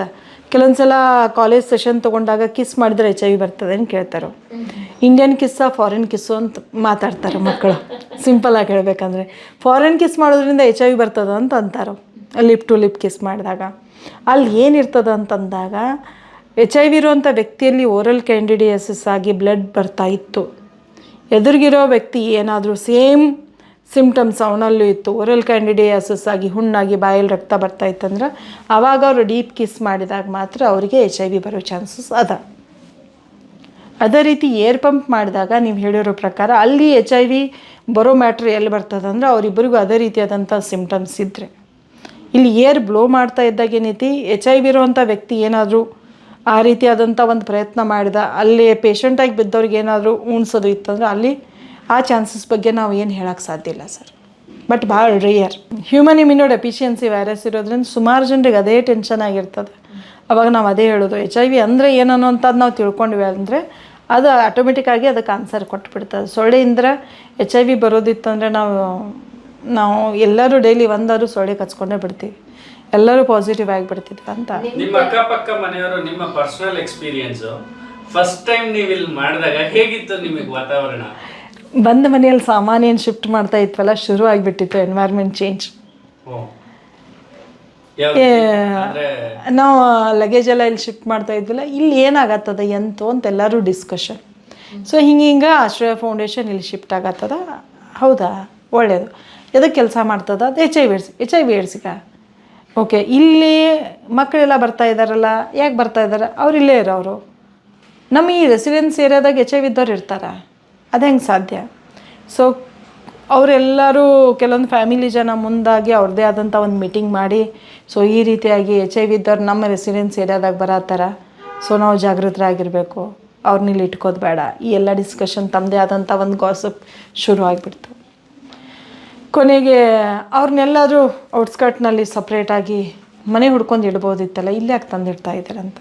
ಬೇರೆ ಎಲ್ಲಿ ಮನೆ ಸಿಕ್ಕಿಲ್ಲ, 1 ವರ್ಷ ಎಫರ್ಟ್ ಹಾಕಿದ ನಂತರ ಇದು ಮನೆ ಸಿಕ್ಕದ, ನೀವು ಮನೆ ಹುಡುಕೊಡ್ಬೋದಿತ್ತಲ್ಲ, ಬೇಕಾದ್ರೆ ಹುಡುಕೊಡಿ, ಅಲ್ಲಿ ಚೆನ್ನಾಗಿರೋ ವಾತಾವರಣ ಇತ್ತಂದ್ರೆ ನಾವು ಥಿಂಕ್ ಮಾಡ್ಬೋದಂತ ನಮ್ಮ ವಾಲಂಟಿಯರ್ ಶಿಫ್ಟ್ ಮಾಡ್ದಾಗ ಹೇಳಿದ್ರಂತೆ. ಆಮ್ಯಾಗ ಅವ್ರಿಗೆ ಗೊತ್ತಾಯಿತು ಸ್ವಲ್ಪ ದಿನ ಆದ ನಂತರ ಇದನ್ನು ನಡೆಸ್ತಾ ಇರೋದು ನಾನಂತ. ಯಾಕಂದರೆ ನನ್ನ ಬಗ್ಗೆ ಸ್ವಲ್ಪ ಟಿ ವಿಯಲ್ಲಿ ಪೇಪರ್ನಲ್ಲಿ ಓದಿದ್ರು, ನಾನು ಏನು ಕೆಲಸ ಮಾಡ್ತಾಯಿದ್ದೀನಿ ಅಂತ ಎಲ್ಲರಿಗೂ ಗೊತ್ತಾಯಿತು. ಬಿಕಾಸ್ ಆಫ್ ನಾವು ಇಲ್ಲಿ ಬಂದು ಶಿಫ್ಟ್ ಆಗ್ತಾಯಿದ್ದೀವಿ ಅಂದ ತಕ್ಷಣ ಎಲ್ಲರೂ ನನ್ನ ಬಗ್ಗೆ ಸ್ಟಡಿ ಮಾಡಲಿಕ್ಕೆ ಶುರು ಮಾಡಿದರು. ಆಮ್ಯಾಗ ಅವ್ರದ್ದೇ ಆದಂಥ ಡಿಸ್ಕಷನ್ನು ನಡೀತಂತೆ. ಇಲ್ಲಿವರೆಗೆ ಅವಳು ಯಾರಿಗೂ ತೊಂದರೆ ಕೊಟ್ಟಿಲ್ಲ, ಒಂದು ಇವಾಗ ತೊಂದರೆ ಕೊಟ್ಟರು ಅಂದ್ರೆ ನೋಡೋಣ ಬೇಕಾರಂತೆ ಅವ್ರದ್ದೇ ಆದಂಥ ಥಿಂಕಿಂಗ್ ಚೇಂಜ್ ಮಾಡ್ಲಿಕ್ಕೆ ಶುರು ಮಾಡಿದರು. ಶುರುವಾತಿಗೆ ಯಾರೂ ಅಷ್ಟು ಸಪೋರ್ಟ್ ಇರ್ತಿರಾಕಿಲ್ಲ. ಒಂದು ರೀತಿ ಹೆಂಗಂದ್ರೆ ಒಂದು ನಾಯಿ ಮರಿ ಸಾಕಿದ್ರು ಕೂಡ ಅವ್ರಿಗೆ ಸಮಸ್ಯೆ, ಇವರಷ್ಟಾದರೂ ಅದನ್ನೂ ಕೂಡ ತಂದಿಟ್ಕೊಂಡ್ರು, ಅದಕ್ಕೂ ಹಸ್ತಾರೇನೋ ರೋಗ, ಅದು ನಮ್ಮ ಕಡೆ ಬಂತಂದ್ರೆ ನಮಗೆ ಹಸ್ತದೆ ಏನಂತ, ಈ ರೀತಿ ಮೆಂಟಾಲಿಟಿ. ಸೊ ದಿನ ಕಳ್ದಂಗೆ ಏನೈತಿ ನಮ್ಮ ಬಗ್ಗೆ ಅವ್ರಿಗೇನು ಗೌರವ ಹುಟ್ಟಿತ್ತು. ಎಕ್ಸಾಂಪಲ್ ಓಣಿ ಲೈಟ್ ಹೋತಂದ್ರೂ ಕೂಡ ನಾನು ಅದನ್ನು ಸರಿಪಡಿಸ್ಬೋದು, ಯಾರಿಗೆ ಹೇಳಬೇಕು ಏನೋ. ಓಣಿಯಲ್ಲಿ ಯಾವುದೋ ಒಂದು ಎನಿಮಲಿಗೆ ಇಂಜುರಿ ಆಯ್ತಂದ್ರೆ ಆವಾಗ ನಾಗರತ್ನ ಅದಕ್ಕೆ ಸೊಲ್ಯೂಷನ್ ಹುಡುಕ್ಬೋದು. ಮತ್ತು ಯಾರಿಗೋ ಒಂದು ಹೆಲ್ತ್ ಇಶ್ಯೂ ಆಯ್ತಂದರೆ ಆ್ಯಂಬುಲೆನ್ಸ್ ಕರೆಸಿ ನಾನು ಕಳಿಸುವಂಥದ್ದು. ನಾವು ಮಾಡ್ತಾ ಇರೋಂಥ ಕೆಲಸ ಇಲ್ಲಿ ಓಣಿಯಲ್ಲಿ ಎಲ್ಲರಿಗೂ ಹೆಲ್ಪ್ ಆಗ್ಲಿಕ್ಕೆ ಯಾವಾಗ ಶುರುವಾಯ್ತಲ್ಲ ಆವಾಗ ಅನಿಸ್ತು ಇವ್ರು ತಾವು ಲೈಫ್ ಲೀಡ್ ಮಾಡತ್ತಾರ, ನಮಗೂ ಕೂಡ ಹೆಲ್ಪ್ ಮಾಡಕತ್ತಾರಲ್ಲ, ಅವ್ರದ್ದವ್ರು ಬದುಕಲಿ ಅಂತ ಡಿಸ್ಟರ್ಬ್ ಮಾಡೋದನ್ನು ಕಡಿಮೆ ಮಾಡಿದರು. ಸೊ ಒಮ್ಮೆ ಅನ್ನಿಸ್ತದೆ HIV ಇದ್ದವ್ರ ಬಗ್ಗೆ ಸೊಸೈಟಿಗೆ ಯಾಕೆ ಎಕ್ಸೆಪ್ಟ್ ಮಾಡ್ಕೋದಿಲ್ಲ. ಯಾಕಪ್ಪ ಅಂದ್ರೆ ಅವ್ರಿಗೆ ಒಂದು ಹೆದರಿಕೆ ಇರ್ತದೆ, HIV ಇದ್ದವರಿಂದ ನಮಗೇನಾದರೂ ತೊಂದರೆ ಆಗಿತ್ತು ಅಂತ. ಮತ್ತು HIV ಅದ ಅಂತಂದ ತಕ್ಷಣ ಅವ್ರು ನೋಡೋ ದೃಷ್ಟಿಕೋನ ಅಂದ್ರೆ ಇವರು ರೋಗಿಷ್ಟಾಗಿರ್ತಾರೆ, ಸಾಯೋರ ಥರ ಇರ್ತಾರೆ, ಸಿಮ್ಟಮ್ಸ್ ಇರ್ತದೆ, ಅವರಿಂದ ನಮಗೆ ಬರ್ತದೆ ಅನ್ನೋಂಥ ಏನು ಒಂದು ವಿಚಾರಗಳು ಇರ್ತದಲ್ಲ, ಆ ಒಂದು ಹೆದರಿಕೆಯಿಂದ ಅನೇಕ ಜನ ನಮ್ಮನ್ನು ಸ್ವೀಕಾರ ಮಾಡಲಿಕ್ಕೆ ಇಷ್ಟಪಡೋದಿಲ್ಲ. ಬಟ್ ಯಾವಾಗ ನಾವು ಕೂಡ ಎಲ್ಲರ ಥರ ನಾರ್ಮಲಾಗಿ ಬದುಕ್ತೀವಿ ಅಂತ ತೋರಿಸ್ತೀವಲ್ಲ, ಆವಾಗ ಆಟೋಮೆಟಿಕ್ಕಾಗಿ ಎಲ್ಲರೂ ನಮ್ಮ ಜೊತೆ ಕೂಡ್ತಾರೆ, ಬರ್ತಾರೆ, ಅಥವಾ ಫಂಕ್ಷನಿಗೆ ಕರೀತಾರೋ, ನಮಗೆ ತೊಂದರೆ ಕೊಡೋದಿಲ್ಲ. ಎಕ್ಸಾಂಪಲ್ ಈಗ ನಮಗೆ ಯಾರೂ ತೊಂದರೆ ಕೊಡೋಕ್ಕೆ ಮುಂದೆ ಬರೋಲ್ಲ. ಒಂದು ಮೆಂಟಲಿ ಪ್ರಿಪೇರ್ ಆಗಿದ್ದೀವಿ, ಸ್ಟ್ರಾಂಗ್ ಇದ್ದೀವಿ. ಎರಡನೇದಾಗಿ ನಮ್ಮಿಂದ ಅವ್ರಿಗೇನು ತೊಂದರೆ ಆಗೋದಿಲ್ಲ ಅಂತ ಗೊತ್ತಾಗಿದೆ. ಮೂರನೇದಾಗಿ ನಾವು ಯಾರೂ ಕೂಡ ಇಲ್ಲಿ ಇರೋವಂಥವ್ರು ಯಾರೂ HIV AIDS ಆಗಿರೋ ಸಿಮ್ಟಮ್ಸ್ ಯಾರಿಗೂ ನಾವು ಕಂಡು ಬರ್ತಾ ಇಲ್ಲ. ಎಲ್ಲರೂ ನಮ್ಮ ಥರನೇ ಹೆಲ್ದಿಯಾಗಿರೋದ್ರಿಂದ ಏನೈತಿ ಅವ್ರಿಗೆ ಆ ಫೀಲ್ ಇಲ್ಲದೆ ಇರೋದ್ರಿಂದ ಈಗೇನೂ ತೊಂದರೆ ನಮಗೆ ಯಾರೂ ಮಾಡ್ತಾ ಇಲ್ಲ. ಮೇಡಮ್ ಅದಕ್ಕೆ ಒಂದು ಕಾರಣನೂ ಇದೆ. ಯಾಕೆಂದರೆ ಅದೇ 10 years ಬಿಫೋರ್ ಒಂದಷ್ಟು ಜನ ಹೀರೋಯಿನ್ಗಳು ಬಾಲಿವುಡ್ಡಲ್ಲಿ ಸೆಕ್ಷುವಲ್ ಟ್ರಾನ್ಸ್ಮಿಷನ್ ಫಿಸಿಕಲ್ ಅವರು ಮೂವ್ ಮಾಡೋದ್ರಿಂದ ಒಂದಷ್ಟು ಜನರ ಜೊತೆಗೆ ಟಾಪ್ ಹೀರೋಯಿನ್ಸು ಏಡ್ಸಿಂದ ಸತ್ತಿದ್ದಾರೆ. ಎಸ್ ಸರ್, ಅಲ್ವಾ? ನಿಜ. ಅದು ಜನರಲ್ಲಿ ಪ್ರಭಾವ ಬೀರಿದೆ. ಅದು ಸೌಂದರ್ಯಯುಕ್ತ ಫೋಟೋಗಳು ಮತ್ತು ಅವರ ಕೊನೆ ಜೀವನ ಕಂಡೀಷನ್ ಲಾಸ್ಟ್ ಸ್ಟೇಜದ್ದು.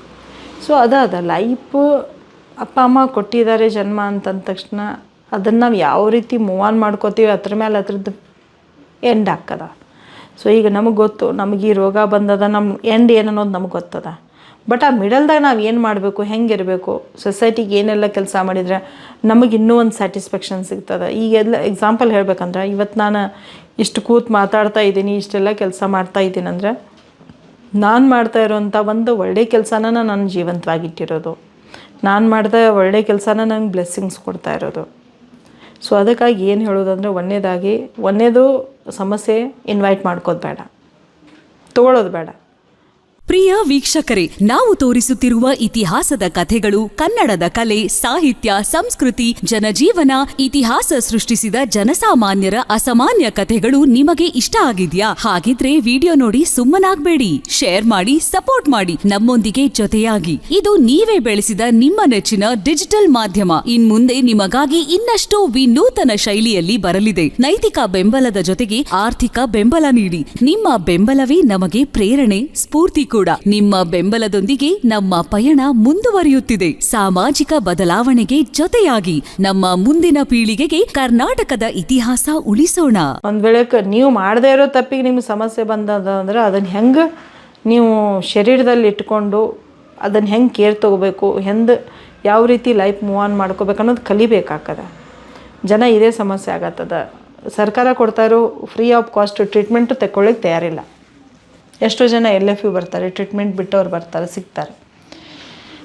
ಕೆಲವೊಂದು ಸಲ ಏನು ಅನ್ನಿಸ್ತದ ಅಂದರೆ ಸರ್ಕಾರ ಇಷ್ಟೆಲ್ಲ ಕೇರ್ ತೊಗೊಂಡ್ರು ನಾವು ಸರಿಯಾಗಿ ಟ್ರೀಟ್ಮೆಂಟ್ ತೊಗೊಳ್ಳದೇ ಇದ್ದಾಗ ಅವ್ರು ಏನು ಮಾಡೋಕ್ಕೆ ಸಾಧ್ಯ ಇಲ್ಲ. ಸೊ ಸೇವೆ ಕೊಡ್ತಾ ಇರೋದನ್ನು ಸರಿಯಾಗಿ ತೊಗೊಂಡು ಲೈಫನ್ನು ಹೆಂಗೆ ಲೀಡ್ ಮಾಡೋದನ್ನು ಕಲಿಬೇಕು, ನಮ್ಮದು ಜವಾಬ್ದಾರಿ ಅದ. ಸೊ ಆ ಒಂದು ವಿಷಯ ಬಗ್ಗೆ ಕಲಿಕೆ ಅವ್ರು ಕಲ್ಕೋದೇ ಇದ್ದಾಗ ಏನೈತಿ, ಎಷ್ಟೋ ಜನ ಡೆತ್ ಆಗಿರೋ ಕೇಸಸ್ ಕಂಟಿನ್ಯೂ ಆಗಿ ತಿಂಗಳಿಗೆ ಒಂದು 3-4 ಜನ ಸತ್ತಿರೋ ಸುದ್ದಿ ಕೇಳೋದು. ಯಾಕಪ್ಪ? ಈಗ ನಮಗೂ ಒಂದು 50-60 ವರ್ಷ ಆದರೂ ಬದುಕುವಂಥ ಒಂದು ಪ್ರಯತ್ನ ಮಾಡಿರೋದ ನಾವು ಬದುಕ್ಬೋದು. ಈಗ ನನ್ನ 42 ವರ್ಷ ನಾವು ಬದುಕ್ತಾ ಇದ್ದೀನಿ. ಇನ್ನೊಂದು 10 ವರ್ಷ ಅಂತೂ ಕನ್ಫರ್ಮ್ ನಾವು ಬದುಕ್ತೀನಿ ಅಂತ ನನಗೆ ಗ್ಯಾರಂಟಿ ಅದ. ಸೊ ಯಾವಾಗ ನಾವು ಆ ಒಂದು ಪ್ರಯತ್ನ ನಾವು ಮಾಡದೇ ಇದ್ದಾಗ ಸರ್ಕಾರ ಅಥವಾ ಮನೆಯವ್ರು ಮಾಡಿ ಉಪಯೋಗಿಲ್ಲ. ಸೊ ಅದಕ್ಕಾಗಿ ಏನೈತಿ, ಈ ಒಂದು ಹೆಲ್ತ್ ಇಶ್ಯೂ ಇದ್ದವರು ತಮ್ಮ ಬಗ್ಗೆ ತಾವು ಕೇರ್ ಮಾಡ್ಕೋದನ್ನು ಕಲಿತಾರಂದ್ರೆ ಏನೈತಿ, ಅವರು ಕೂಡ ಎಲ್ಲರ ಥರ ಬದುಕ್ಬೋದು ಅಂತ ಹೇಳ್ಬೋದು. ಇಡೀ ಕರ್ನಾಟಕಕ್ಕೆ ನೀವು ಯಾವ ಗೊತ್ತಾಗಿದ್ದು ಈ ರೀತಿ ಸೇವೆ ಮಾಡ್ತಾ ಇದ್ದೀರಿ ಅಂತ? 2003 ನಾನು ನನ್ನ ಬಗ್ಗೆ BBC ಮತ್ತು NDTVಯಲ್ಲಿ ಡಿಸ್ಕ್ಲೋಸ್ ಮಾಡಿದೆ. ಯಾವಾಗ ನನ್ನ ಮಗನ ರಿಪೋರ್ಟ್ HIV ಇಲ್ಲಂತ ಗೊತ್ತಾಯಿತು. ಸೊ ಆವಾಗ ಬಂದುಬಿಟ್ಟು ಮಾಸಲ್ಲೇ ಒಂದು ರೀತಿ ಚೇಂಜಸ್ ಶುರುವಾಯಿತು. ಸೊ ಆವಾಗ ಹೇಳಿದ ತಕ್ಷಣ ಭಾಳ ಜನ ಬಂದು ಅಪ್ರಿಷಿಯೇಷನ್ ಮಾಡಿದರು, ಚಲೋ ಕೆಲಸ ಮಾಡತ್ತೀಯ, ಒಳ್ಳೇದಾಯಿತು ಸೊಸೈಟಿಗೆ ಅಂತ. ಆ ಥರದ್ದು ಅಪೋಸಿಟ್ 50% ಆಫ್ ಜನ ಬಂದುಬಿಟ್ಟು ಹೋಗ್ತಾ ಬರ್ತಾ ಬಟ್ ಮಾಡಿ ತೋರಿಸಿ ಈಕೆಗೆ ಏಡ್ಸ್ ರೋಗದ, ಈಕೆ ಮನೆಗೆ ಹೋಗೋದನ್ನು ನಾವು ನಿಲ್ಲಿಸ್ಬೇಕು, ಸೊ ಇವಳ ಜೊತೆ ಟೈಮ್ ಸ್ಪೆಂಡ್ ಮಾಡೋದನ್ನು ನಿಲ್ಲಿಸ್ಬೇಕು. ಈ ರೀತಿಯಾಗಿ ಒಂದು 10 ವರ್ಷ ಫ್ಯಾಮಿಲಿ ಫಂಕ್ಷನ್ಸ್ ಆಯಿತು, ರಿಲೇಷನ್ ಮನೆಗೆ ಹೋಗೋದಾಯಿತು, ಎಲ್ಲ ಕಡಿಮೆ ಆಗಿಬಿಡ್ತು. ಮತ್ತು ಮಗನ ಸ್ಕೂಲ್ನಿಂದ ಹೊರಗೆ ಹಾಕಿದರು ಬಿಕಾಸ್ ಆಫ್ ನನ್ನ HIV ಸ್ಟೇಟಸ್ನಿಂದ. ಸೊ ಈ ಎಲ್ಲ ಒಂದು ಕಾರಣದಿಂದ ಸಮಾಜಕ್ಕೆ ನಾನು ಭಾಳ ಚಿರಪರಿಚಿತ ಆಗಿಬಿಟ್ಟೆ. Problem with solution.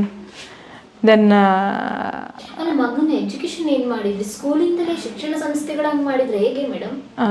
ಅಲ್ಲಿ ಏನಾಗ್ತದೆ ಅಂದ್ರೆ ಅವರಿಗೆ ಪ್ರೈವೇಟ್ ಸ್ಕೂಲ್, ಅದು ಪ್ರೈವೇಟ್ ಸ್ಕೂಲ್ ಇರೋದ್ರಿಂದ HIV ಇರುವಂಥ ಪಾಲಕರ ಮಗು ಇಲ್ಲಿ ಕಲಿತಾ ಇದೆ ಅಂತಂದರೆ ಏನೈತಿ, ಉಳಿದಿರೋ ಪಾಲಕರು ನಮಗೇನಾದರೂ ತೊಂದರೆ ಕೊಡ್ಬೋದು ಅನ್ನೋಂಥ ಒಂದು ಕಾರಣಕ್ಕೆ ಏನೈತಿ, ಅವ್ರು ನಿಮ್ಮ ಮಗುನ ನೀವು ಇಲ್ಲಿಂದ ತೆಕ್ಕೊಂಡು ಹೋಗ್ರಿ, ಇದಕ್ಕೆ ಆವಾಗಿನ ಟೈಮ್ದಾಗ 1.5 ಲಕ್ಷ ಫೀಸ್ ಕೊಡು ಅಂತ ಹೇಳಿದರು. ನನ್ನ ಹತ್ರ ಆವಾಗ ಅಷ್ಟು ದುಡ್ಡು ಇತ್ತಂದ್ರೆ ನಾನು ಅಲ್ಲಿ ಯಾಕೆ ಹಾಕ್ತಿದ್ದೆ, ನಾನು ಪ್ರೈವೇಟ್ ಸ್ಕೂಲ್ನಲ್ಲೇ ಹಾಕ್ತಾಯಿದ್ದೆ. ನಾನು ಮಾಡೋ ಸೇವೆಗೆ ಏನೈತಿ, ಅಲ್ಲಿ ಪ್ರಿನ್ಸಿಪಲ್ ನನಗೆ ಆ ಒಂದು ಸೇವೆ ನಾನು ಮಾಡ್ತೇನಂತ ಅವರು ನನ್ನ ಮಗನ 10ನೇ ಸ್ಟ್ಯಾಂಡರ್ಡ್ ತನಕ ಕೂಡ ಫ್ರೀ ಎಜುಕೇಷನ್ ರೆಸಿಡೆನ್ಸಲ್ಲೇ ಕೊಡ್ತೇನಂತ ಪ್ರಾಮಿಸ್ ಮಾಡಿದರು. ಬಟ್ ಏನೋ ನನ್ನ ಬ್ಯಾಡ್ ಟೈಮ, ಮಗ 2nd ಸ್ಟ್ಯಾಂಡರ್ಡ್ ಬರೋದಕ್ಕೆ ಅವ್ರದ್ದು ಹಾರ್ಟ್ ಅಟ್ಯಾಕ್ ಆಗಿ ಡೆತ್ ಆದರು. ಓರಲ್ಲಿ ಪ್ರಾಮಿಸ್ ಮಾಡಿರೋದನ್ನು ಅಲ್ಲಿ ವ್ಯಾಲಿಡಾಗಿ ಕನ್ಸಿಡರ್ ಮಾಡಲಿಲ್ಲ ಅವರು. ಅವ್ರು ಹೇಳಬೇಕಂದ್ರೆ ಅವರು ಇದಾಕಿಲ್ಲ. ದೆನ್ ಟೈಮ್ ಸರಿ ಇಲ್ಲದಕ್ಕೆ ಏನೈತಿ ಈ ಎಲ್ಲ ಘಟನೆಗಳು ಒಮ್ಮೆ ನಡೆದುಬಿಟ್ವು. ಬಟ್ ಆದರೂ ಕೂಡ ಏನೈತಿ ಸುಮಾರು ಫೈಟ್ ಮಾಡಿದೆ ಬೇರೆ ಬೇರೆ NGO ಜೊತೆ ಕೂಡಿ. ಅವಾಗ right to education act implement ಆಯಿತು. ಅದಾದರೂ ಕೂಡ ನನ್ನ ಮಗನ ಆ ಸ್ಕೂಲಿಗೆ ವಾಪಸ್ ಹಾಕಲಿಲ್ಲ. ಬೇರೆ ಸ್ಕೂಲ್ನಲ್ಲಿ ಅವನು ಎಕ್ಸೆಪ್ಟ್ ಮಾಡಿಕೊಂಡು ಚೆನ್ನಾಗಿ ಎಜುಕೇಷನ್ ಕೊಟ್ಟರು. ಸೊ ಅದರ ನಂತರ ನಮ್ಮ ಲೈಫ್ ಮತ್ತೆ ಚೇಂಜ್ ಆಗ್ಲಿಕ್ಕೆ ಶುರುವಾಯಿತು. ಯಾವಾಗ ಹೆಂಗೆ ಅನ್ನಿಸ್ತದಂದ್ರೆ ಯಾವ ಮಗನಿಗೋಸ್ಕರ ನಾನು ಈ ಸೋಷಿಯಲ್ ವರ್ಕ್ಗೆ ಬಂದಿದ್ದೆಲ್ಲ, ಆ ಮಗಗೆ ಸೊಸೈಟಿ ಇಷ್ಟೆಲ್ಲ ತೊಂದರೆ ಕೊಡತ್ತದಂದ್ರೆ ನಾನು ವಾಪಸ್ ತೊಂದರೆ ಕೊಡಬೇಕಂತ ಅನ್ನಿಸ್ತಿತ್ತು. ಬಟ್ ಆದರೂ ಒಮ್ಮೆ ಅನ್ನಿಸ್ತು ಅವ್ರು ಮಾಡಿರೋ ತಪ್ಪು ನಾನು ಮಾಡಿದ್ರೆ ದೆನ್ ಅವ್ರಿಗೆ ನನಗೇನು ವ್ಯತ್ಯಾಸ ಅದ.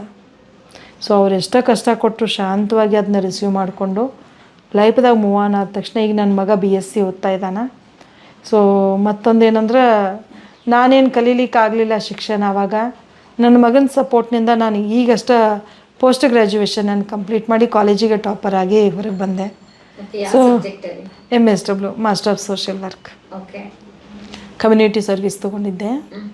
ಸೊ ಜೀವನದಲ್ಲಿ ಎಷ್ಟೋ ಜನ ಸಮಸ್ಯೆ ಐತೈತೆ ಅಂತ ಅದನ್ನ ವಿಚಾರ ಮಾಡ್ಕೋತ ಕೂತ್ರೆ ಏನೂ ಮಾಡೋಕ್ಕೆ ಸಾಧ್ಯ ಇಲ್ಲ. ಸಮಸ್ಯೆ ಇದ್ದರೂ ಹೆಂಗೆ ಬದುಕ್ಬೋದು ಅಂತ ನಾವು ತಿಳ್ಕೊಂಡು ಅಂದ್ರೆ ನಮ್ಮದು ಗುರಿ ಏನೇನು ಸುಮಾರು ಕಟ್ಕೊಂಡಿರ್ತೀವಿ, ಆ ಸಮಸ್ಯೆ ಜೊತೆಗೆ ಗುರಿ ಮುಟ್ಲಿಕ್ಕೂ ಸಾಧ್ಯ ಆಗ್ತದ ಅಂತ ನನ್ನ ಲೈಫ್ ನನಗೆ ಕಲಿಸ್ಕೊಟ್ಟಿರೋದು. Okay, great madam. ಅದ್ರ ಜೊತೆಗೆ ಇಲ್ಲಿ ಸಾಂತ್ವನ ಎಲ್ಲ ಹೇಳ್ತಾ ಇರ್ತಾರಲ್ಲ, ಯಾವ ಕಥೆಗಳನ್ನ ಇಟ್ಕೊಂಡು ಇಲ್ಲಿ ಬರ್ತಾರೆ? ಫಾರ್ ಎಕ್ಸಾಂಪಲ್ ಹೇಳ್ಬೇಕಂದ್ರೆ ನೀವು ನಂಬೋದಿಲ್ಲ, ಇವತ್ತು ಅದೇ ಬರೀತಾ ಇದ್ದೆ ನಾನು. ಲಿಟ್ರಲಿ ಇಷ್ಟು ಫೋನ್ ಬರ್ತದಲ್ಲ, ಕೂತು ಬರೀಲಿಕ್ಕೇನ ಆಗ್ತಾಯಿಲ್ಲ, ಆ ರೀತಿ ಕೇಸಸ್. ಪ್ರತಿಯೊಬ್ಬರದ್ದು ಒಂದೊಂದು ಸ್ಟೋರಿ. ಇದು ಬರೀ 1 ತಿಂಗಳದಷ್ಟೇ, ಇದು ಬರೀಲಿಕ್ಕೆ ಆಗ್ತಾಯಿಲ್ಲ ನನಗೆ. ಆ ಮಟ್ಟದ ಪ್ರಾಬ್ಲಮ್ ಇಟ್ಕೊಂಡು ಪ್ರತಿಯೊಬ್ಬರು ಅದು ಬರೀ HIV ಆದ ತಕ್ಷಣ ನಾನು ಸಾಯ್ಬೇಕಂತ ಇದ್ದೀನಿ. ಬಟ್ ಏನೋ ಕೆಲವೊಂದು ವೀಡಿಯೋಸ್ TV ಯಲ್ಲಿ ಅಥವಾ ಯೂಟ್ಯೂಬ್ನಲ್ಲಿ ನೋಡಿದಾಗ ಎಷ್ಟೋ ಜನ ನನ್ನ ವಿಡಿಯೋ ನೋಡಿ ನೀವು ಬದುಕತ್ತಾ ಇದ್ದೀರಲ್ಲ, ಹೆಂಗೆ ಬದುಕಿದ್ರಿ, ನಾನು ಬದುಕಬೇಕಂತ ಇದ್ದೀನಿ.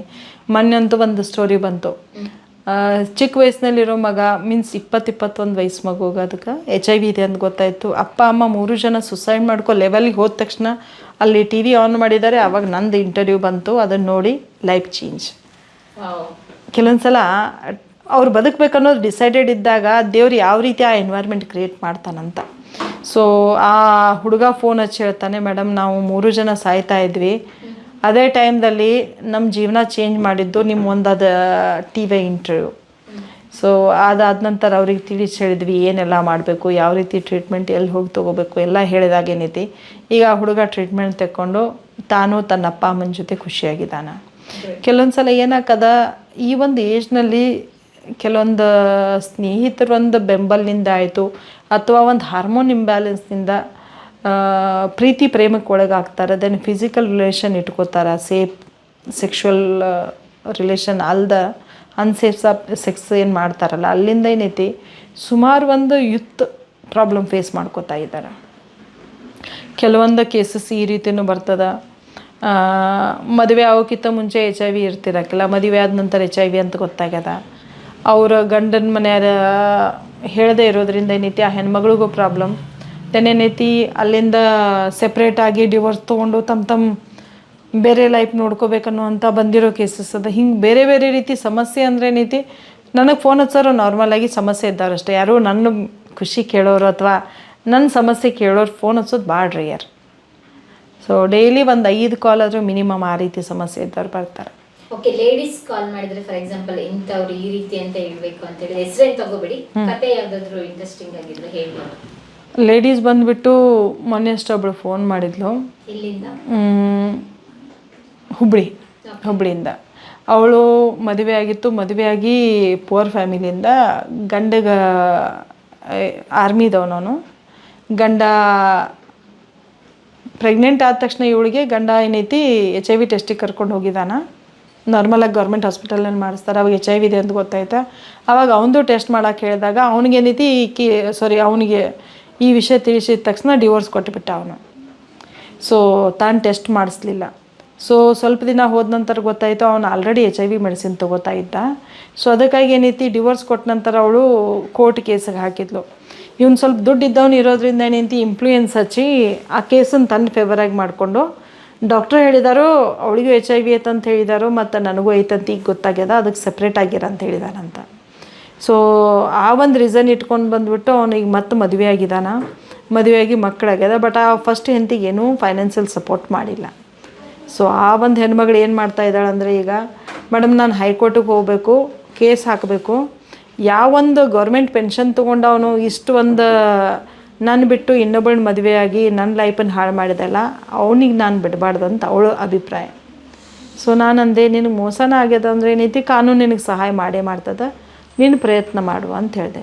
ಕೆಲವೊಂದು ಸಲ ಗೊತ್ತಿದ್ದು ಇನ್ನೊಬ್ರಿಗೆ ತೊಂದರೆ ಕೊಡೋದಾಯಿತು, ಕೊಟ್ಟ ನಂತರ ಅವ್ರ ಕೈ ಬಿಡೋದಾಯಿತು, ಕೊನೆಗೆ ಹೆಣ್ಮಕ್ಳು ಏನು ಮಾಡಬೇಕು. ಸೊ ಆ ರೀತಿ ಕೇಸಸ್, ಲೀಗಲ್ ಇಶ್ಯೂಸನ್ನು ಭಾಳ ಬರಾಕತ್ತದ. ಲೀಗಲ್ ಮ್ಯಾಟ್ರದಲ್ಲಿ ಸುಮಾರು ಸಮಸ್ಯೆ ನಮ್ಮ ಕಮ್ಯುನಿಟಿ ಫೇಸ್ ಮಾಡ್ತಾ ಇದೆ. ಪ್ರಾಪರ್ಟಿ ಕೊಡ್ತಾ ಇಲ್ಲ, HIV ಅದ ನಿನಗೆ ಯಾಕೆ ಬೇಕು, ಭಾಗ ಮಾಡೋದಿಲ್ಲ, ನೀ ಇರೋ ತನಕ ತಿಂದುಂಡು ಸಾಯಿಲ್ಲ ಅಂತಂತಾರೆ. ಸೊ ಎಷ್ಟೋ ಜನ ಏನೈತಿ ಮದುವೆಗಿಂತ ಮುಂಚೆ HIV ಇದ್ದರೂ ಡಿಸ್ಕ್ಲೋಸ್ ಮಾಡ್ದಾನೆ HIV ಸ್ಪ್ರೆಡ್ ಮಾಡ್ತಾರೆ. ಕೊನೆಗೆ ನಿನ್ನಿಂದನೇ ನಂಗೆ HIV ಬಂದದ ಅಂತ ಹೇಳುವಂಥ ಇನ್ಸಿಡೆಂಟ್ಸು ಜಾಸ್ತಿ ಆಗತ್ತದ. ಅದಕ್ಕಾಗಿ ಹೇಳೋದು ಬಿಫೋರ್ ಮ್ಯಾರೇಜ್ ಬ್ಲಡ್ ಟೆಸ್ಟಿಂಗ್ ಮಾಡಿಸೋದು ಭಾಳ ಅವಶ್ಯಕತೆ. ಯಾರಾದರೂ ಅವರ ತಂದೆ ತಾಯಿ ಕಾಲ್ ಮಾಡಿ ನನ್ನ ಮಗನಿಗೆ HIV ಇದೆ ಅಂತ ಹೇಳ್ಕೊಂಡವ್ರು ಇದ್ದಾರೆ, ಇಲ್ಲೇ ಕರ್ಕೊಂಬಂದು ಕೌನ್ಸ್ಲಿಂಗ್ ಮಾಡಿದವರು ಇದ್ದಾರೆ. ಮದುವೆ ಆಗಿ 15 ದಿನ ಆಗಿತ್ತು, HIV ಟೆಸ್ಟ್ ಮಾಡಿದರು, ಹೆಲ್ತ್ ಅಪ್ಸೆಟ್ ಆಗೋದ್ರಿಂದ ಮದುವೆಗೆ 15 ದಿನದಲ್ಲೇ HIV ಅಂತ ಗೊತ್ತಾಯಿತು. ತಂದೆ ಸ್ವತಃ ಆಗಿ ಬಂದರು. ಮುಂಚೆನೇ ನಾವು ಟೆಸ್ಟ್ ಮಾಡಿದರೆ ಏನಾದರೂ ಗೊತ್ತಾಗಿತ್ತಂದ್ರೆ ಮದುವೆ ಆದರೂ ನಿಲ್ಲಿಸ್ಬೋದಿತ್ತು, ಸೊಸಿಗಾದರೂ ಬರದೇ ಇರೋ ಥರ ನಾವು ತಡಿಬೋದಿತ್ತು ಅಂತ. ಪಾಪ ಇಷ್ಟು ಬೇಜಾರಾಗ್ತದೆ. ಅವನು ಒಳ್ಳೆ ಕಂಪ್ನಿಯಲ್ಲಿ, ಆ ಹುಡುಗಿನೂ ಒಳ್ಳೆ ರೇಡಿಯಾಲಜಿಸ್ಟ್, ಎಜುಕೇಟೆಡ್. ಸ್ವತಃ ಅಪ್ಪ ಮಗ ಬಂದು ಇಷ್ಟು ಬೇಜಾರು ಮಾಡಿ ಅಳ್ಳಿಕ್ಕೆ ಶುರು ಮಾಡಿದ್ರಲ್ಲ. ಗೊತ್ತಿಲ್ಲದೆ ಆಗಿರೋವಂಥ ಇನ್ಸಿಡೆಂಟ್ ನಾವು ಏನು ಮಾಡೋಕ್ಕೆ ಸಾಧ್ಯ ಇಲ್ಲ. ಗೊತ್ತಿದ್ದು ಮಾಡೋರಿಗೇನೈತಿ ದೆನ್ನ ನಾವು ಕ್ಷಮಿಸೋಕ್ಕೂ ಆಗೋದಿಲ್ಲ ಅಂತ. ಅಪ್ಪ ಅಮ್ಮನ ಕೇಸಸ್ ಭಾಳ ಬರ್ತದೆ. ಅಪ್ಪ ಅಮ್ಮ ಆಯಿತು, ಅವ್ರ ಜೊತೆಗೆ ಸಣ್ಣ ಮಕ್ಕಳನ್ನ ತೊಗೊಂಬರ್ತಾರೆ. ಈಗಂತೂ ಸುಮಾರು ಮಕ್ಕಳು ಅಪ್ಪ ಅಮ್ಮ ಹೆಂಗಂದ್ರೆ ಮಗಗೆ ಬಂದುಬಿಟ್ಟದ ರೀ, ಏನು ಮಾಡೋದು, ಕೊಲ್ಲಾಕೂ ಸಾಧ್ಯ ಇಲ್ಲ, ಈಗ ಅವ್ನು ಬದುಕಿಸೋದಾದ್ರೆ ಹೆಂಗೆ ಬದುಕಿಸ್ಬೇಕು, ಅವನಿಗೂ ನಾವು ಮದುವೆ ಮಾಡ್ಬೇಕನ್ನೋ ಆಸೆ ಇತ್ತು, ಮದುವೆ ಮಾಡ್ಬೋದೇನಂತ. ಸೊ ನಮ್ಮದೀಗ HIV AIDS ಇದ್ದವ್ರಿಗೆ ಒಂದು ಮ್ಯಾರೇಜ್ ಬ್ಯೂರೋ ಥರ ಸಿಂಪಲಾಗಿ ನಾವು ರನ್ ಮಾಡ್ತಾಯಿದ್ದೀವಿ. 10 ಮದುವೆ ಮಾಡಿದ್ದೀವಿ ಇಲ್ಲಿವರೆಗೂ. ಮೋಸ ಮಾಡಿ ಮದುವೆ ಆಗ್ತಾ ಇರೋರು ಒಂದು 4 ಮದುವೆ ನಿಲ್ಲಿಸಿದ್ದೀವಿ ಕೂಡ. ಯಾರ್ಯಾರು ಮದುವೆ ಮಾಡ್ಕೊಂಡಿದ್ದಾರೆ ಅವ್ರಿಗೆಲ್ಲರಿಗೂ ಹೆಲ್ದಿಯಾಗಿರುವಂಥ ಮಕ್ಕಳು ಹುಟ್ಟಿದ್ದಾರೆ, ಟೆಸ್ಟ್ ಮಾಡಿಸಿದ್ದೀವಿ. ಸೊ ಅವ್ರವ್ರ ಲೈಫದಲ್ಲಿ ಅವ್ರು ಖುಷಿಯಾಗಿ ಈ ಜೀವನ ಕೂಡ ತೆಗಿತಾ ಇದ್ದಾರೆ. ಓಕೆ, HIV ಸೋಂಕಿತರನ್ನೇ ಮದುವೆ ಆಗಬೇಕಾ ಅಥವಾ ಬೇರೆಯವ್ರ ಮದುವೆ ಆದರೆ ಅಲ್ಲಿ HIV ಹರಡೋ ಚಾನ್ಸಸ್ ಇರೋದ್ರಿಂದ ಸೊ ಬೆಟರ್ HIV ಇದ್ದವ್ರ ಜೊತೆನೇ ಮದುವೆ ಆದರೆ ಏನೈತಿ, ಇನ್ನೊಂದು ಲೈಫಿಗೆ ಅಥವಾ ಇನ್ನೊಂದು ಜೀವಕ್ಕೆ ತೊಂದರೆ ಕೊಡದೇ ಇರೋ ಥರ ನಾವು ನೋಡ್ಕೋಬೋದು ಅಂತ.